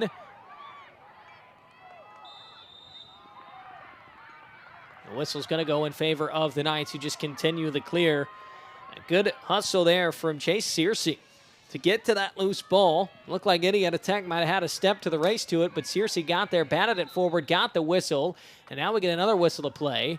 And I believe Mason might have just stepped inside the crease. Yep, that's what happened. She's trying to tiptoe it and kind of bat the pass out of the air. But Harrison, you're exactly right. Searcy kept that possession going Marian's way. It took a big ricochet. Looked like it was going to be a head of steam heading forward, exactly like you mentioned for Indiana Tech, heading towards the Marian goal. Searcy, though, able to pick it up and take it almost all the way to the offensive end. Really good job by the senior. So more great work of the ride here from Marian, as Hoff is just trying to be patient. And you can take as much time as you want. She can wind the shot clock all the way down to 0 if she wanted. The problem is she doesn't want to do that. She just can't find any teammates who are open. But Regusters is able to be an outlet for her as she goes full speed the other direction, gets around Grace Geed and into the attacking zone. So patience to get the successful clear. The problem for the Warriors is now there's only 30 seconds to get a shot on target here. This is Farrell, though, a player that you want the ball in her stick to get some offense going. She gets in front, took a stick check from Searcy, knocked the ball free, but a whistle blown, and it's looking like a free position here with 22 on the shot clock, as Michelle Farrell is going to be in the 8-meter. And this is her side for her natural lefty shot from this right side of the field. I would be surprised if she gives it up. Searcy works inside, had the ball poked free, but another whistle stops play, and we're going to be looking at another free position here for Farrell once more. So Dean is the guilty party. She came in a little bit too high with the stick, and that's why she's starting behind Farrell here on the free position. Farrell with 1 goal already today, and now she's got 2. Warriors back within 1, 7-6. There are few players in the WLAC that you would want to take a free position shot more than Farrell. Goes right on the 5-hole past Hirsch, and Farrell starting to find her rhythm here. She gets Indiana Tech back to within 1. So Farrell on the roster listed to be from New Zealand. You wonder how she wound up in Indiana, of all places, to play some women's college lacrosse. But the Warriors are happy that she found her way to Fort Wayne, Indiana, as her young career continues to blossom. 7-6, Knights lead by just 1 now after the goal from Michelle Farrell. Now up to 50 goals on the year in her sophomore campaign, almost 85 points, and she has 2 goals and a dime today. She is the leading candidate for WLAC Player of the Year, and she's got a bright future ahead for the sophomore for Indiana Tech. Like you mentioned, they lost 2 All-Americans, multiple All-League picks from their really good team that made the national tournament a year ago. You're kind of wondering, what does Indiana Tech have coming in? Well, they got Michelle Farrell. That's pretty darn good. 93 points in her opening campaign. And she's followed that well here in her sophomore season and has the Warriors back within 1, as the scrap for the ground ball after the draw will eventually fall to Mason. Potentially a big moment here as Mason tries to get some early offense going. Can she get a shot off? She does. The bounce shot was deflected and maybe went wide, or did go wide, rather. Marian stays in front by just a goal. Might have been Lexi Galini that got her stick on the shot, as Mason had a head of steam. We've seen her create a lot from that right side of the field here throughout the ball game today. Really good take there from Mason. Now Dean.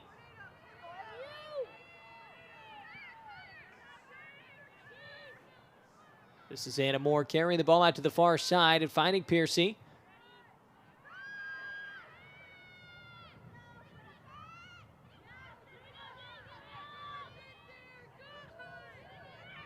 Now Grace Geed turns, shoots. Marian back in front by 2.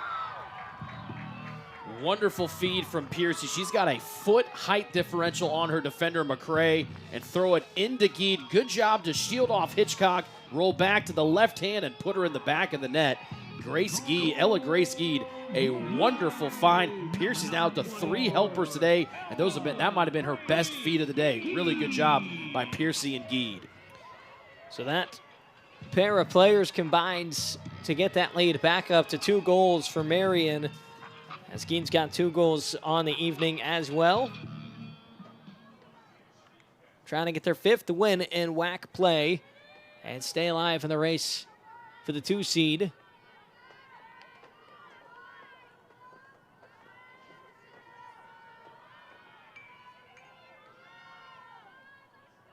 Top 6 teams in the WAC make the conference tournament next week. Quarterfinals on Tuesday. Host sites will be the 3 and 4 seeds. But if you get one of those top 2 seeds, you get a bye into the semifinals and a home game on Thursday. And some rest never hurts this time of the year as a pass. Not completed there from Indiana Tech. It goes straight out of play. So chance for some early offense wound up turning into a turnover. And back on the clear is Marian. This is Dean trying to get it across midfield.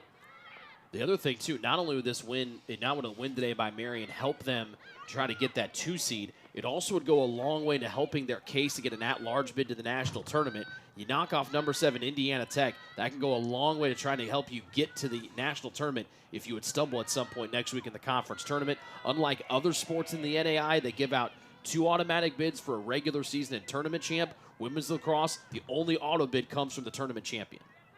These 2 teams swapped where their positions were in the rankings in the latest coaches poll, as Marian fell after that loss to Lawrence Tech, down to 9th in the nation.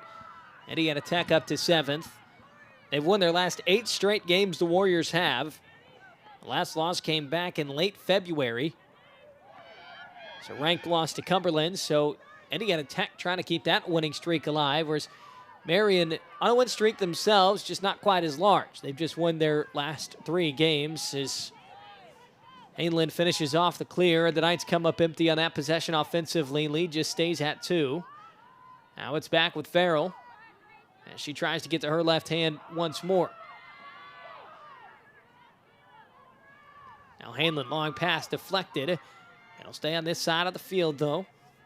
Williams with the heads-up play to pick up the loose ball. And now this one out of the stick of Regusters. Will it stay in play? Regusters is trying to track it down. She did. It got knocked to the turf, and then a whistle's going to keep it on this end of the field. It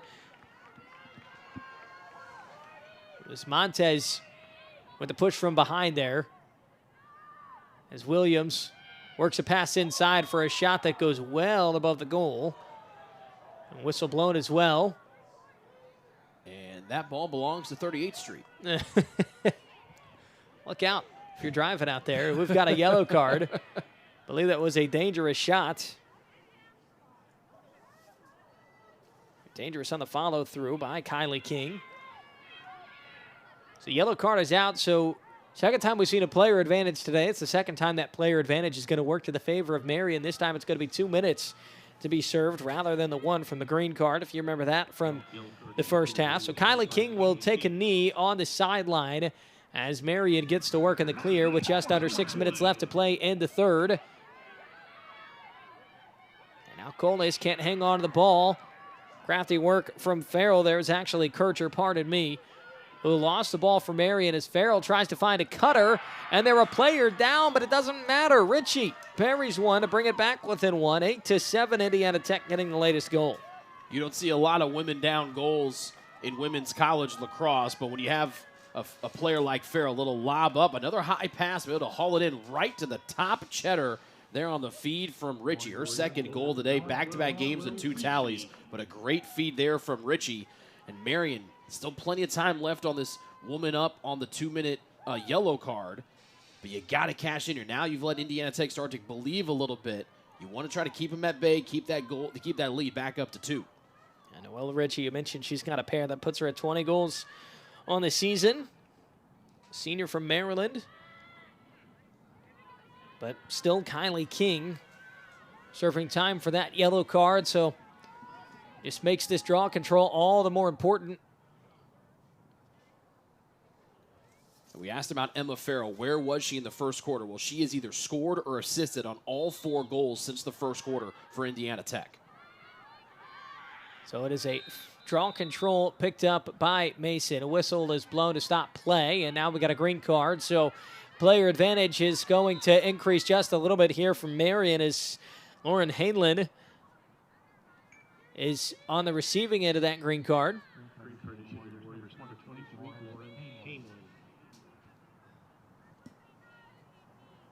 So you're going to play 7-on-5 here for the better part of 90 seconds. This is a must-score opportunity here for Marian to try to snuff out the momentum that Indiana Tech has started to generate. So Marian in front by just 1.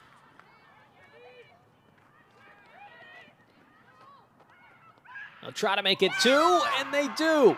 Mason with another. It's a hat trick for the junior.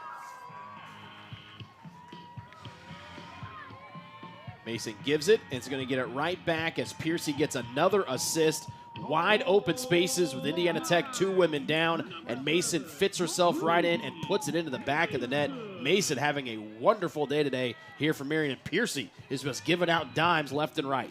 So Kylie King and Lauren Hanlon, the 2 players who were serving cards, are now back out on the field. So we are back to even strength, as it is a little bit easier, you'd imagine, to find space to shoot the ball, as you mentioned, Rick, when you got 2 extra players on the field with 5:05 left to play in the third. I mentioned those WLAX standings and the importance of this one. Indiana Tech 6-0 in conference play. Right behind them is Marian, as you get a look there of exactly what it looks like. As you've got games tonight, Marian, after this, they close out the season against Siena Heights. So still some shuffling to be had as Marian wants to stay in that 2 spot and get that bye, as you mentioned, Rick. And also huge for their postseason hopes as well to potentially get it at large.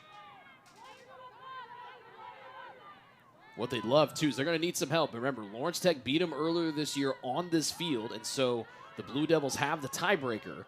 But if you're Marian and you knock off Indiana Tech, that gives you the tiebreaker against them. It could get really topsy-turvy Saturday night with a potential 3-way tie at the top of the WLAX standings. Talia Newell is able to pick the ball off as Farrell trying to find her teammate inside. Now it gets moved ahead to Grace Geed, and a chance for Marian to potentially extend this lead to 3. It would be their largest of the night. Grace Geed leverage inside, and she does just that. Marian leads, and they're in double figures as well. It is a 3-goal advantage, 10-7, after Geed gets her 3rd goal on today. This one unassisted, Rick. Beautiful roll dodge by Geed. Get it back to the right hand and go up and over the shorter defender. McCray coming in on the slide across the goal mouth. And Geed, we talked about at the beginning, if Marian wanted to pull off the upset, they needed 24 in white to come to play. She has done more than that here as the Knights have that 3-goal advantage. They force a timeout here. But a bunch of wonderful individual efforts. Every goal except 1. 4 of the 5 here in the third have been unassisted by the Knights. So a timeout called by Warriors head coach Alexis DeGiovanni gives us a chance to thank some sponsors as well, including the M Club. Joining the M Club is the absolute best way to support our student athletes at Marian University. For more information, visit marian.edu/M Club. Also, Spot. Today's logistics marketplace is an ever-changing landscape where you can make your mark. As a leading third-party logistics company in North America, Spot gives you the tools to tackle industry challenges for our partners. Here, initiative, drive, and teamwork form the basis for a rewarding, fast-paced career. At Spot, we've never lost the entrepreneurial spirit that provides the foundation for our success. Chart your own course today. Visit spotinc.com/careers for more information today. That's spotinc.com/careers. Spot is a proud partner with Marian University. So 10-7, Rick, I'll bring you back into the fray here. Very impressive third quarter showing for Marian. Outscoring Indiana Tech 6-2 here in the frame. And when Indiana Tech, they scored woman down, cut it down to 1 at 8-7, you're kind of wondering, all right, this might be the tipping point where the Warriors start to kind of get their momentum back on their side and kind of put a stranglehold like we saw them do in the first. But then you go bang, bang, woman-up goal with Mason, who's been phenomenal today, both offensively and on the draws. And then your top offensive player in Ella Grace Geed, able to force the timeout here for Indiana Tech. And now everything rolling here. Hirsch hasn't been challenged too much here in the third. It'll be interesting to see if Indiana Tech can start to kind of pump some more shots Hirsch's way. But the problem is if you can't win the draw against Ruby Mason, you're not going to get a chance to go one-on-one with Hirsch. A good recipe to hang on to this lead is going to be what happens here in the draw circle. We've mentioned it plenty, but one of the best ways to play defense is to keep the ball on offense. It's more impressive play there from Ruby Mason to come down with the ball that she had lofted into the air after the officials whistled. So back to work goes the Knights offense. They try to make it some quick offense, and that is a fantastic save on the doorstep from Hoff. And now Regusters is going to come away with a loose ball. That was a whale of a catch from Bozeman. Almost handcuffed Rosilva to gather in and get the shot off. Better job on the stop there from Hoff. And if you're Indiana Tech, we talked about it earlier, we felt like it was going to be a must-score situation for Marian where they went 2 women up. For the Knights, for the Warriors, they just gave it away. Felt like that was going to be a must-score spot here with 3.5 to go in the third. So more issues on the clearing game. Just as Indiana Tech had gotten it into their attacking zone, they turn it over. So Marian coming the other way with the ball right now. As it is Olivia Dean, you see sprinting on the far side of the field to finish off that clear. Marian 9 for 9 in their clear game tonight. Exceptional.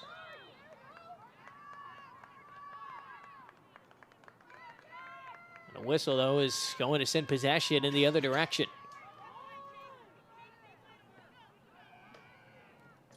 3 minutes left to play here in the third. McRae across midfield.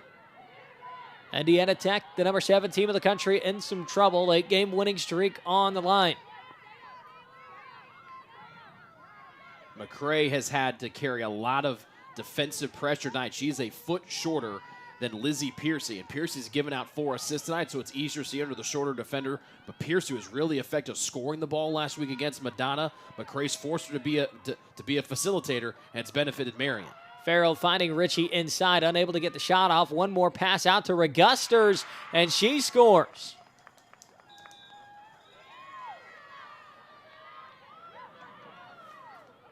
So fantastic answer from the Warriors as Regusters finds yet another goal tonight right in front of the crease as you get a look at it once more.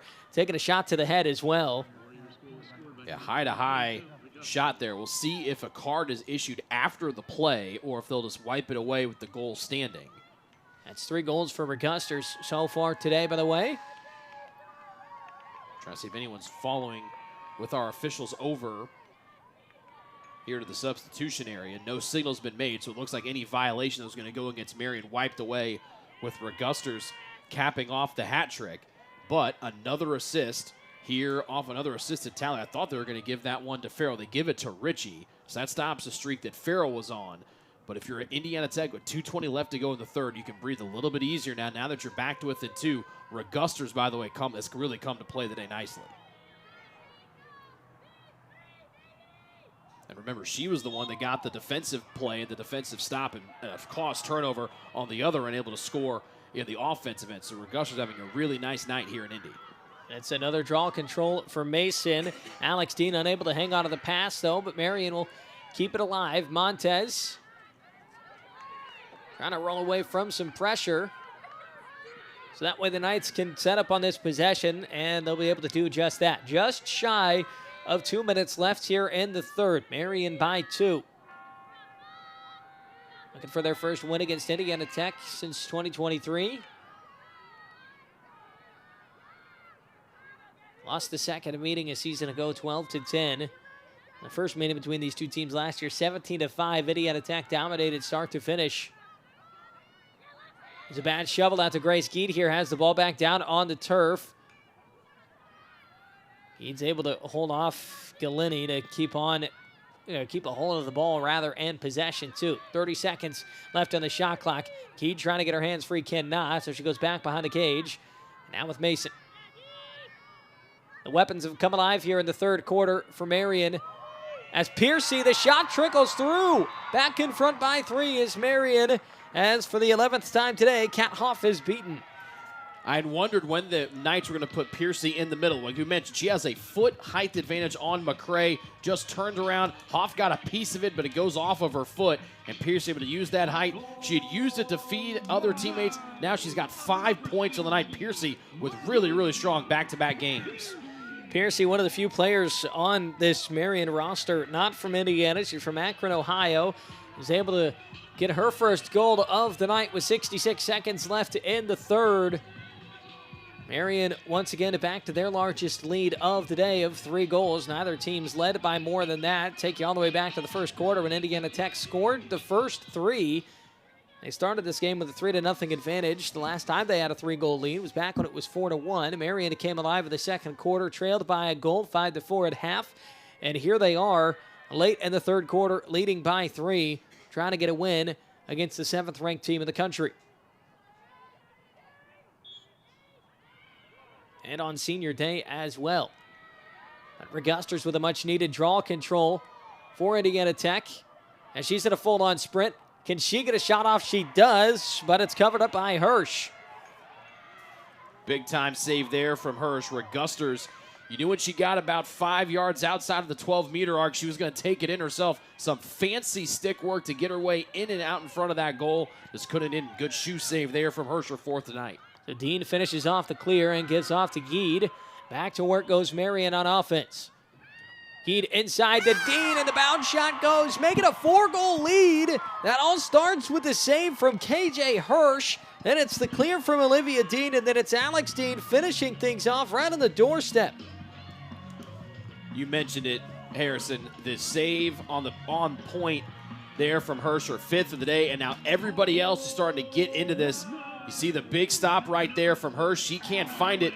But then Dean on the pickup, and then Geed on the other end of the left hand, right out in front. Dean says, I'll just work my way in, and more work on the opposite stick side against Kat Hoff. Allie Storksney, the head coach of Marian, told us we worked on that a ton in practice this week. It's something that players aren't used to going against a lefty goalie, and Marian has been exceptional going off stick here tonight. And she get a look at Alex Dean on the sideline, catching her breath a little bit there.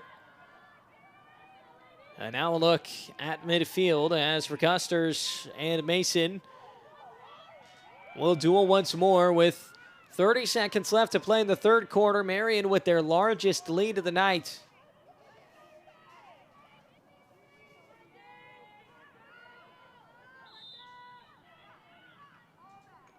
That's back-to-back draw controls for Regusters. Will she try to get revenge from missing out of the early offense the last time around? She did there. The shot, not a lot of mustard behind it, but she does draw a whistle, and Regusters will get a look from the 8-meter fan.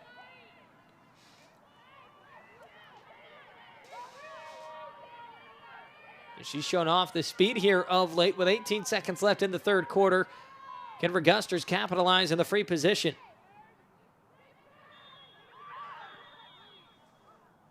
And a whistle blown. It looked like the save was made from Hirsch, but Regusters is going to get another look. She showed her hand on what she probably wants to do this time around on the last look of the free position. We'll see if she gets an opportunity to pass out of it or decides to shoot from range again. Anna Moore looked like she went early. That's why she's lining up behind Regusters. Regusters shoots, and that time she's able to beat Hirsch. So it makes it 12-9, back within 3. Regusters with her fourth goal on the evening, 29 on the season for the senior out of Pennsylvania. It went low. Hirsch couldn't get to it, and if you're going to give Regusters a second opportunity, she's not going to miss more often than not when you give her that second chance. She has been the carrying the water here for Indiana Tech in the third, like you mentioned, Harrison. She's got it up to 4 goals right now. She needs some help. We haven't heard a lot from Farrell since she had that nice run that ended about midway here through the third quarter. But Regusters trying to will Indiana Tech to hold on here after they fell behind by that game-high 4 goals. And Regusters and Farrell, you mentioned it earlier, Rick, they're two-way players. They don't really spend much time on the sideline. You sub on the fly in lacrosse, but they're players who, two players who don't really do a whole lot of that. And you wonder how much they're going to have in their legs as we get ready to head to the fourth. But Regusters looks like she's got plenty left in the tank here. She gets another draw control, working with about 5 seconds left. Can she get one more shot off? Marian does a nice job to cover it up. And a whistle blows from the officiating crew to end the third quarter. It is Marian in front by 3. And we've got an exciting final 15 coming up for you after this on the ISC Sports Network. Merchants Bank is one of the nation's top performing banks. Take our fixed rate CD, for example. At 4.5 APY, it's a great way to earn a higher interest rate than you do with a traditional savings account. Merchants Bank makes it simple. What you see is what you get. A great rate. No gimmicks, no minimums, no hidden fees. Merchants Bank, one of the nation's top performing banks. Hop on over. When you have back or neck pain, you'll try anything for relief. Anything.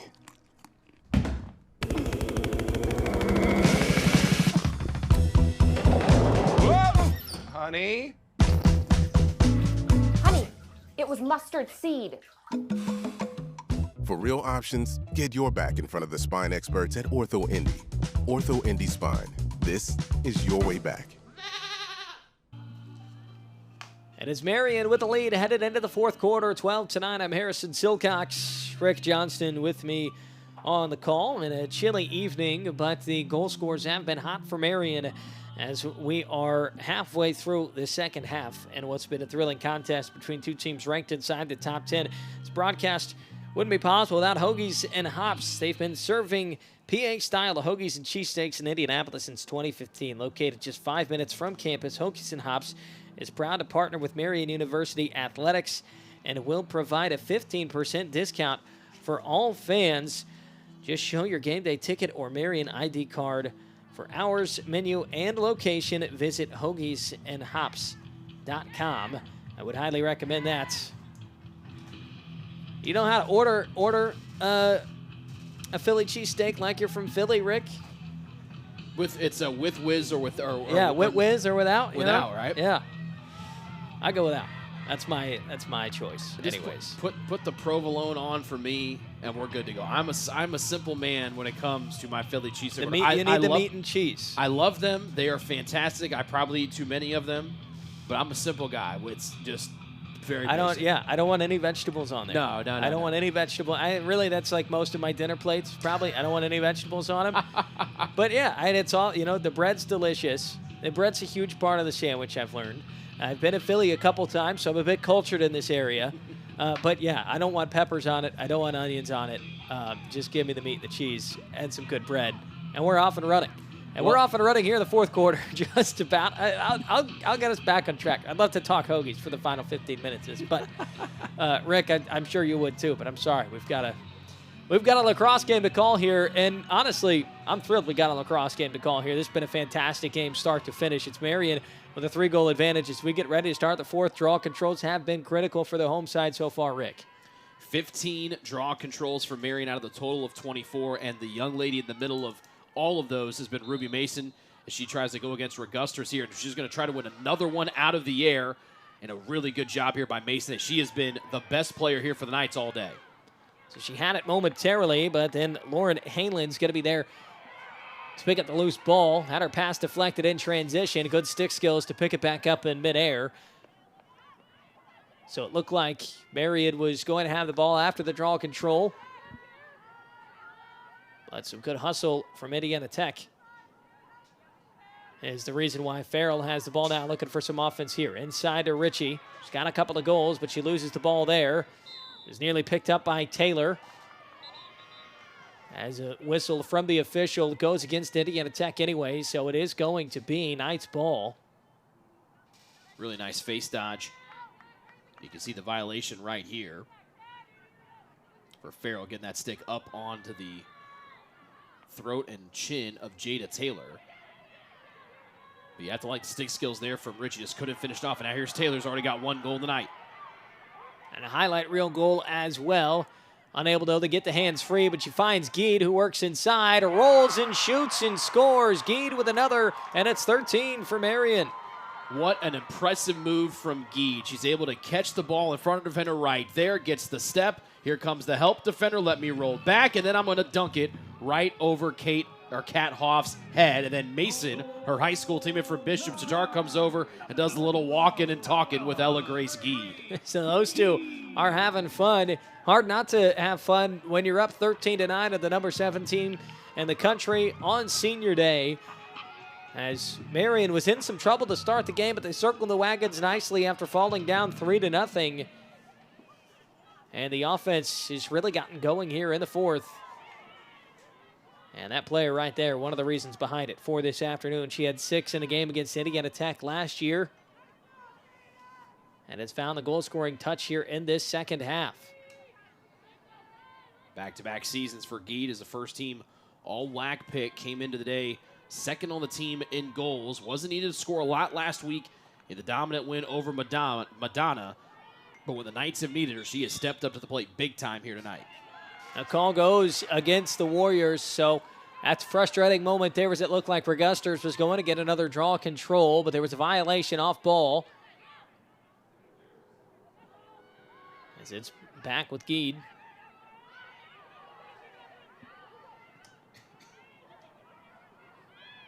As she rolls out of some pressure. No need to rush here on the clear for Marian. You got to think they're on good pace here, Rick, with the way they've been able to take care of the ball and also create offense here in this second half to maybe continue to put the pressure on Indiana Tech. Yeah, no reason to press here. And the other big thing for the Knights here, they had 8 turnovers in the first quarter, just 10 since. They have really cleaned that up, and you can see the benefit of it as they've been able to get their offensive finding rhythm with Piercy, the head of the snake here tonight. And Piercy working inside. Whistle blown from the official, and it looked like Piercy might have had a foot in the crease there. Mentioned those turnovers, Rick. We kind of see one right there, but one of the reasons why they had the turnover numbers where they were in the first quarter, and you had mentioned this, is they were just failing to connect on passes that would have led to some really good scoring opportunities as some issues continue here in the clear for Indiana Tech. Yeah, I'd say about half of those turnovers in the first quarter, were from missed catches. They were right there. They had opportunities to score, but Marian just didn't look the ball in. The other half were some good trail checks, some good slide checks coming over for Indiana Tech for some players that were about 8 meters or so away from scoring when they were down 2 or 3 or nothing. And so it was a combination of those 8 turnovers. You're going, man, they're self-inflicted wounds, and Indiana Tech's getting some really timely checks. Well, you take all that away, and now the Knights have gotten their offensive rhythm, and they've really been cooking here, scoring 13 goals in a little over two quarters, is incredibly impressive. 4 failed clears, by the way, for Indiana Tech. The ride's been relentless today from Marian as Newell tries to get her hands free. The ball was knocked loose just before she could get the shot off. Taylor trying to get her stick on the ground ball, and it winds up going in the direction of Bozeman. Good heads-up play there from her to keep it alive as Regusters will mark her defensively. Now it's given back out to Newell. 25 to work with here on the possession. Mason.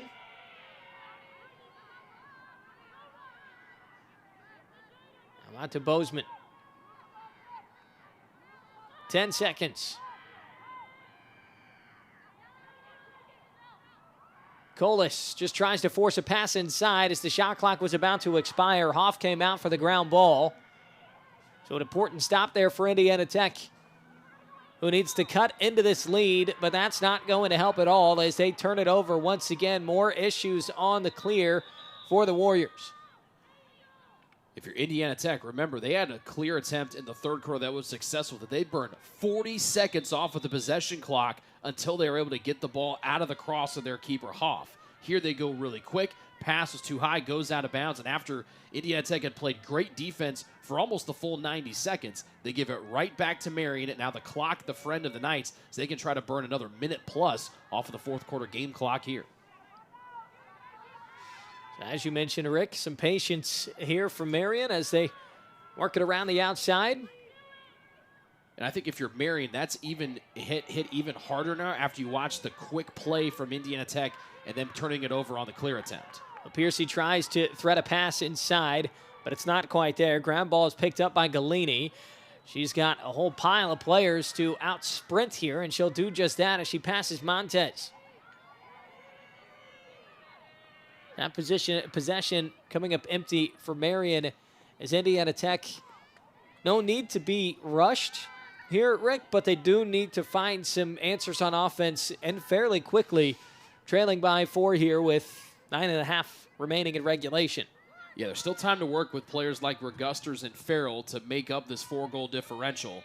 but I don't think you're going to run this thing too far past maybe the 40 or even 35-second mark on the possession clock before you start really taking some shots at goal. The Regusters runs into a body on her way inside. That triggers a whistle from the official, and it is a call against Indiana Tech. So frustrations there as Regusters just tried to work inside and just winds up shouldering her defender over.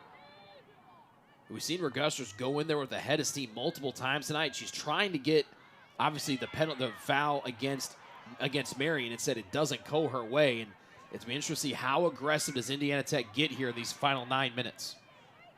So Piercy, she find the cutter inside, opts not to pass it. Geed's now got a step, draws a defender for the catch and shoot for Dean, and it is 14-9 and a 5-goal lead for Marian. What a feed and what a night for Ella Grace Geed. Draws the defender McCray, dump off Deed, quick stick bang, and the goal lead continues and the lead grows here for Marian as they're up by 5 as they are just putting on a show. That's the second time, by the way, that Geed has fed Dean right on the doorstep.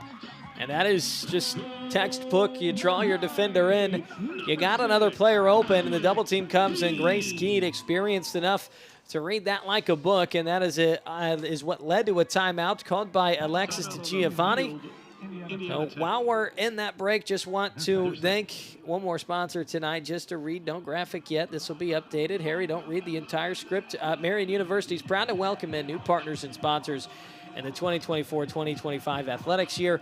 The Knights are proud to work with Craig DeVault, the Carson Agency, and Merchants Bank as new sponsors. Rick, want to bring you back in as well as we're in a break. We've got a timeout, a chance to dissect a little bit more of this game and the experience, I feel like, of Ella Grace Geed and Ruby Mason has really come alive here in the second half. You've got multiple players who are getting involved in the offense, obviously, as Alex Dean's now got a couple goals, the sophomore out of Fishers. But I feel like the party starters have really been your two juniors in Grace Geed and Ruby Mason. Yeah, they've been fantastic tonight. EGG's been phenomenal. She's got 7 points, 4 goals, 3 assists. She also has had 4 ground balls. She has 3 caused turnovers. But then you talk about Mason. We talked about the draw controls tonight for the Knights. Well, she's won all but a handful of them. She's got 3 goals, 2 assists, a caused turnover, and a dozen draw controls. And you also have 4 multi-goal scorers tonight. Dean, the most recent one. Mason's been fantastic. The Knights putting together their best performance of the year, and no better time than against number 7 Indiana Tech in the home finale during the regular season as they try to sneak their way in and try to get one of those buys into the semifinals of next week's WLAC tournament. And that stat sheet from Ruby Mason, a great example of a player that's just put her fingerprints all over this game, making impacts in multiple departments. It's not just the goals, it's not just assists, it's not just draw controls, it's a little bit of everything. As Shevin White has been all over the field today, and here is Farrell back in the draw circle. We haven't seen this since the beginning of the game. You can put anyone else in there against you want tonight for Mason, but she's going to keep winning them. That's now 13 draw controls for Ruby Mason out of the 18 that Marian has had as a team. How patient does Marian want to be with a little bit more of a cushion on the scoreboard? You wonder what Allie Storks need talked about in that timeout. They want to continue to have their foot on the gas with a 14-9 advantage, or just take your time, and it looks like they're electing to do the latter.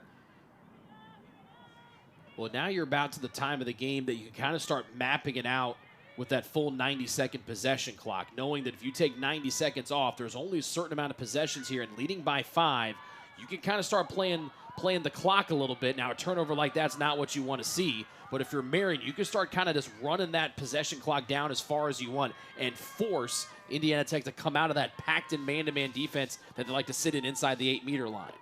Ritchie with the ball now. And even though Marian comes up empty, possibly more valuable there is taking time off the clock as Farrell tries to get a shot off on the run. Hit a couple of bodies on the way through. The ground ball is picked up by Searcy.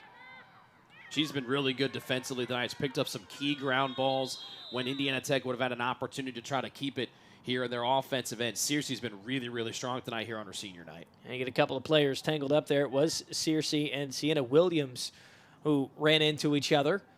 So we do get a stoppage in play and a yellow card as well. So maybe a bit of a lifeline given to Indiana Tech here, as that yellow card is going to go against Chase Searcy. Warriors possession.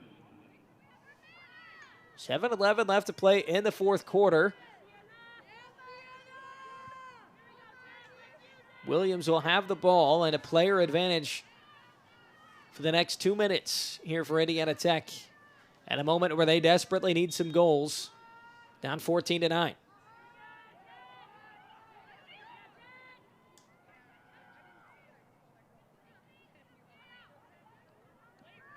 Farrell tried to force a pass inside, and it's picked off. Fantastic work defensively from Marian. Anna Moore doing the work on defense. Awkward pass there as the ball back down on the ground, but Montez picks it up.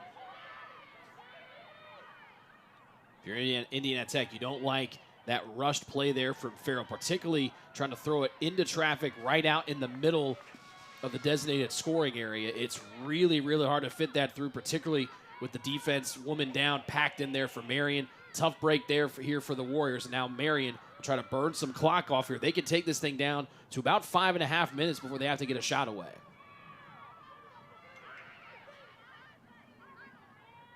Indiana Tech coming down aggressively. They do still have that player advantage with Searcy sitting down on the sideline.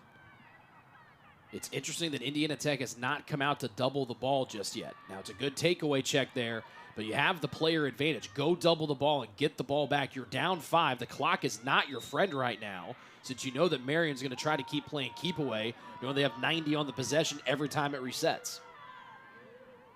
So Deja Regusters does have the ball. She's trying to roll her way out of a double team, and more issues in the clear as that deflects off of a night stick. Back out of play. Regusters will pick it back up and try one more time.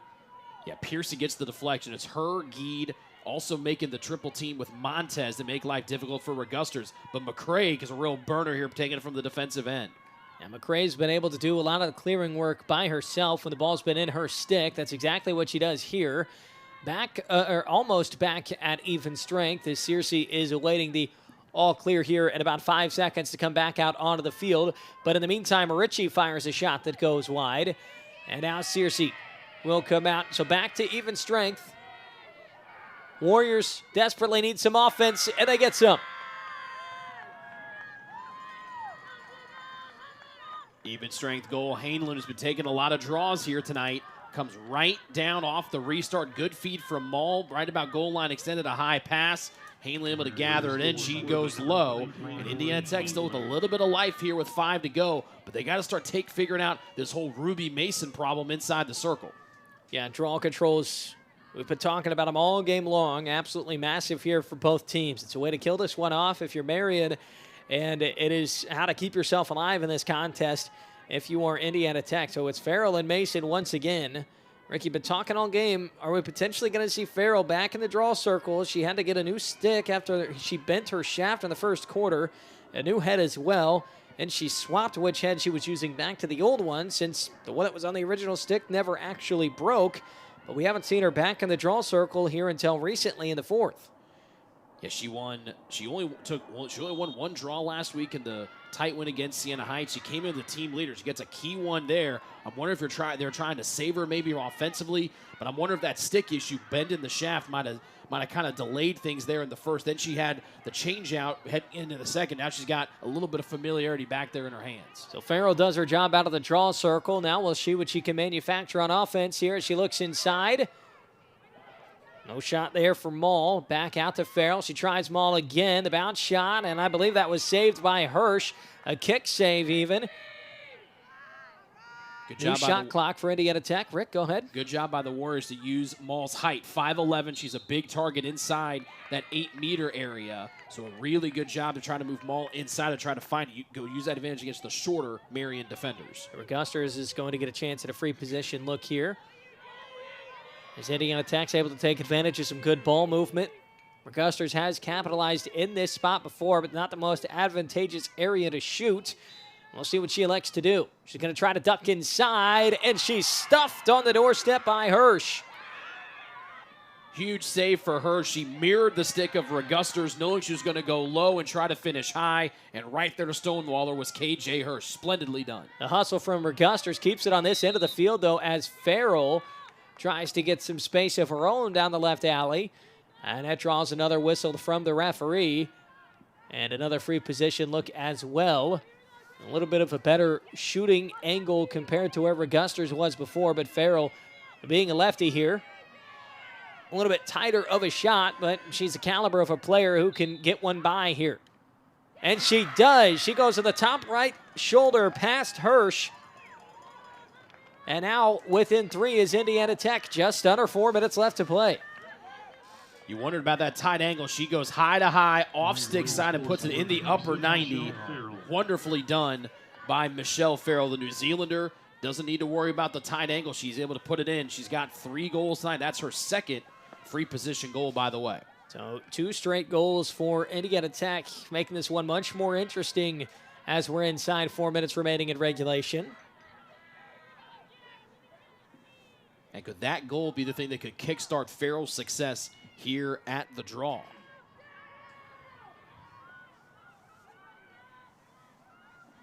Warriors looking for their 4th road win on the season. Regusters momentarily had the ball after the draw control and went into the stick of Taylor after she knocked it free, but a whistle from the official for a foul will give it back to Indiana Tech. And we're getting a card as well, as it was a push, a cross-check for Mason. Green card makes it just a 60-second player advantage. A huge opportunity here if you're Indiana Tech, trailing by 3.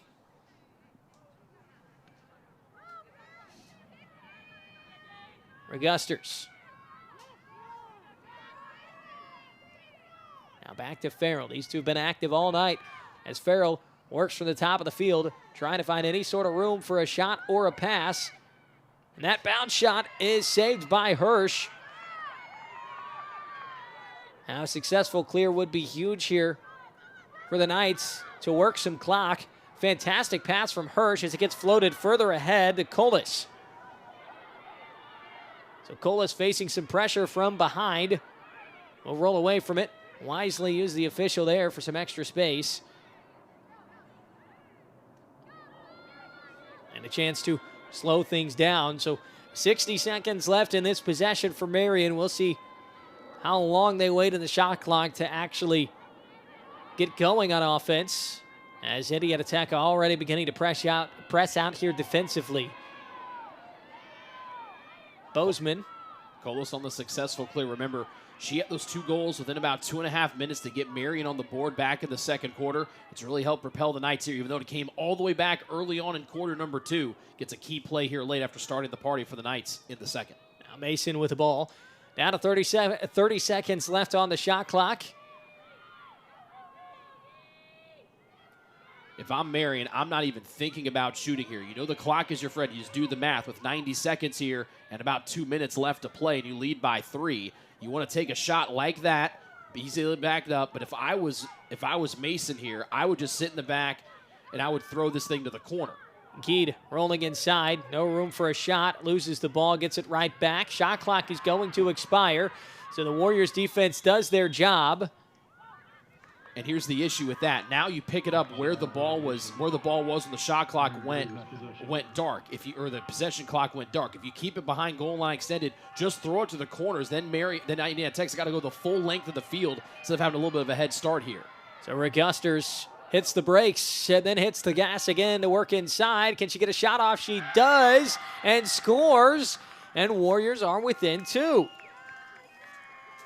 See, with a speedster like Reguster, she had a head of steam. She was up above the box line, and she's just weaving right through the Marian defense, able to put it off stick side or down the stick side down low. Regusters has been a one-woman wrecking crew tonight for Indiana Tech.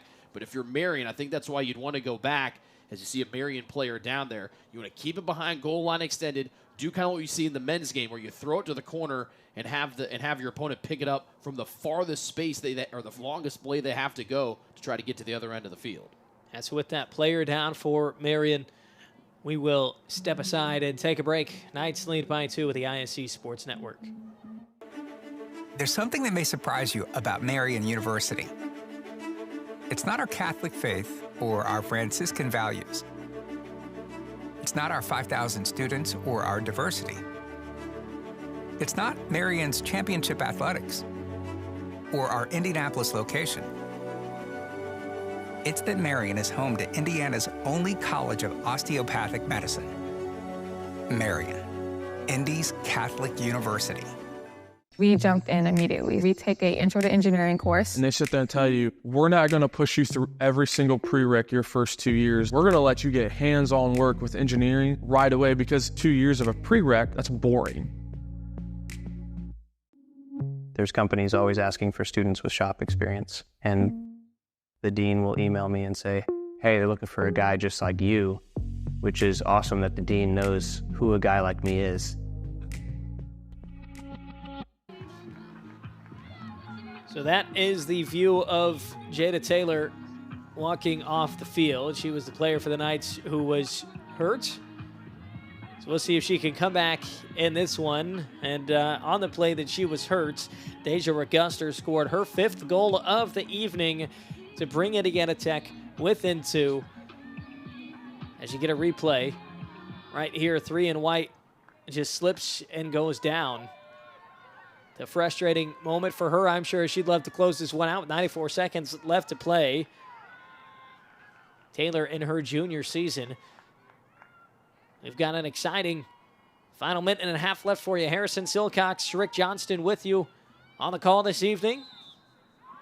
Marian trying to get their 2nd win all time against Indiana Tech. They've led by as much as 5, but it's the Warriors who've come storming back in the back of Regusters, and here she is again. Weaving through traffic, finally gets stood up and loses the ball in the process. A successful clear could pretty much do it here for Marian.